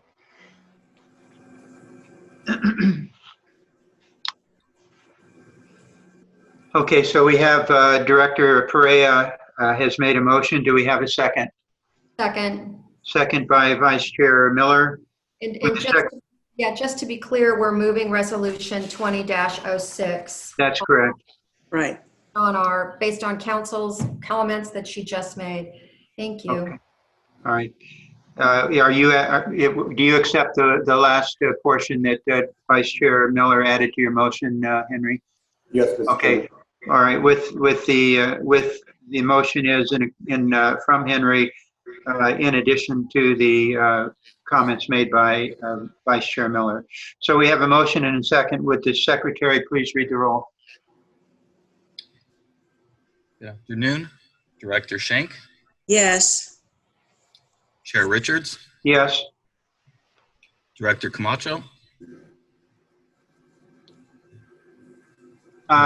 Director Camacho, your mic's on. Yes. Vice Chair Miller, Yes. Director Perea, Aye. Director Gilmetti, Yes. Director Escutia, Yes. Director Boutros, Yes. Director Williams, Aye.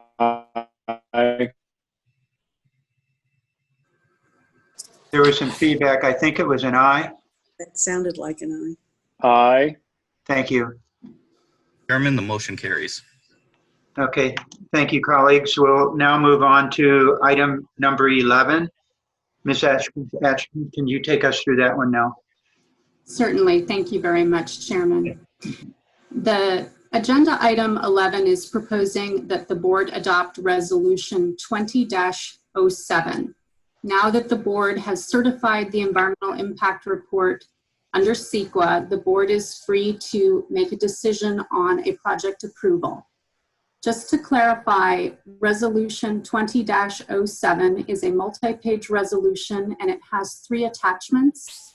Attachment AA provides a map of the proposed alternative for the board's approval. That's been identified in the staff presentation, staff presentation earlier today as the SR 152 North to Road 11Y alternative, and it's shown in that exhibit in a kind of bright green color. The second attachment, Exhibit A, are the CEQA findings of fact and statement of overriding considerations. And Exhibit B is the mitigation, monitoring, and enforcement plan, which under CEQA is often referred to as a mitigation, monitoring, and reporting plan. So I'm just going to briefly touch on what this particular resolution does and means. Section 1 of that resolution involves the board adopting the proposed findings of fact. Findings of fact are essentially a recounting that the board and the environmental document have identified feasible mitigation for all of the significant environmental impacts, and that the board will adopt that mitigation as part of this project approval. The statement of overriding considerations, which is included with the findings of fact in Exhibit A, acknowledges that not all of the impacts can be fully mitigated with the application of feasible mitigation measures. And Mr. Kennerly outlined some of those outstanding issues earlier today. And the statement of overriding considerations is required by CEQA for a project lead agency to identify its weighing and balancing of why a particular action is worth approving despite those impacts that cannot be mitigated. And what you'll see in the statement of overriding considerations, which you've reviewed, is a host of different project benefits associated with the Central Valley Y, both as part of the statewide high-speed rail system, but also as part of the springboard for that initial service in the Central Valley identified in the 2020 business plan. Finally, the resolution in Section 1 also adopts the mitigation plan you've heard quite a bit about earlier today. It identifies all of those mitigation commitments, and I'll just underscore that in approving Resolution 20-07, those become binding commitments on the authority that are enforceable. Section 2 of the resolution is the project approval. It would approve the SR 152 North to Road 11Y alternative as depicted in the green in Exhibit AA. That particular approval is essentially filling in the rest of the Merced to Fresno section, the alignment decision for which was deferred by the board in 2012. So it's a very important step forward in actually filling in that piece of the Merced to Fresno section. And there is an affirmation at the end of that section of the resolution that this particular action today does not involve any approval of a heavy maintenance facility site. Finally, and importantly, the resolution includes a step 3 called next steps, which is a typical practice for the authority board, which directs staff on how to move forward after today should the board choose to adopt this resolution. The first point under step 3 involves a mechanical issue. The staff would be directed to file a particular CEQA document, which is a public notice that the process is completed. It would direct staff to take further steps to implement the project, including moving forward with other permits and approvals. And finally, and importantly, the resolution identifies that the board would be directing staff to continue to work in close partnership with the local stakeholder communities, and specifically identifies Madeira County, the city of Chouchilla, the community of Fairmead, and the Chouchilla Elementary School District. So I'm happy to answer any questions regarding this particular piece of the CEQA process, but having adopted resolution 20-06, the board is now free to consider 20-07. Ms. Atchison, thank you very much for the explanation and the guidance. Do we have any questions from board members? I'd like to move the item unless you prefer to do that, Henry. Mr. Chairman, before you entertain a motion, if you don't mind, I just wanted to add and just state for the record that I appreciate the remarks by Director Escutia and Perea in particular in terms of ensuring that we have enforceability of these mitigation efforts. And I just wanted to associate myself with those remarks for the record. And I was glad to hear Ms. Atchison state clearly that by our action right now, we make those mitigation efforts enforceable. So thank you for that, Mr. Chairman. Thank you, Director Williams. All right, we have a motion from Vice Chair Miller. Do we have a second? I'm sorry, do we have a second? Yes, I second. Okay, thank you, Director Chang. Would the Secretary please read the roll? Director Shane? Yes. Chair Richards? Yes. Director Camacho? Yes. Vice Chair Miller? Yes. Director Perea? Aye. Director Gilmetti? Aye. Director Escutia? Yes. Yes. Director Boutros? Yes. I'm sorry, what? Director Williams? Aye. Hold on a second.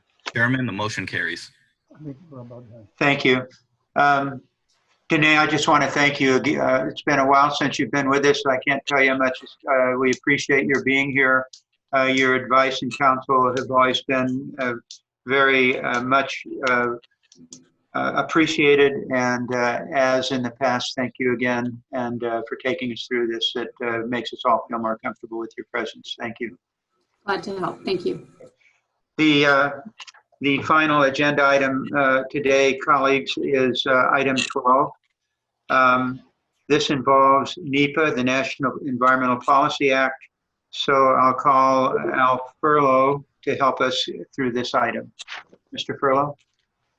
Thank you, Mr. Chairman. I'm happy to be here today with the board. This is my first appearance before the board, and it's exciting and a little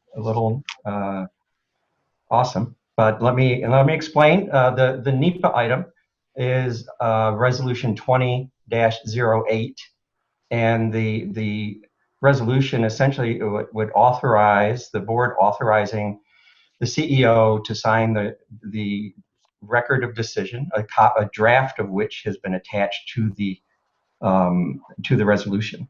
The signing of a record of decision for NEPA purposes is the culmination of the NEPA process. For NEPA purposes, once the final EIS is signed, that's sufficient. No additional action by the board is needed for that. The next action would be authorizing the signature on the ROD. Now, the ROD is it does the following things, and it encompasses many of the separate documents that you're required to do for CEQA. The ROD states what the decision would be, and here it's the approval of the preferred alternative, State Route 152, Road 11.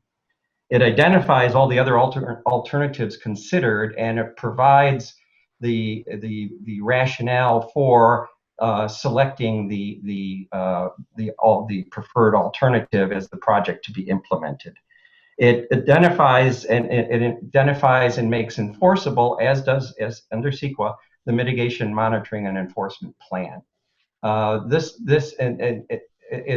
record of decision also qualifies or expresses approval and final decision on other federal statutes that are brought within the umbrella of NEPA, being the Section 106 of the National Historic Preservation Act that deals with compliance with reviewing impacts on historic and cultural objects, as well as archaeological objects. Section 4F of the Department of Transportation Act, which certifies that no land that's dedicated to recreational or parkland use will be used for the project. And it also adopts the environmental justice findings that we've been discussing for much of the day today. So with the signature of the CEO on the draft ROD that's in front of you, once it's authorized by the board, will constitute the final agency action for NEPA purposes, and this project will be then on to the next steps that are actually outlined in your prior resolution. So it's a little less complicated than the whole CEQA process, and I'd be happy to answer any questions that you may have.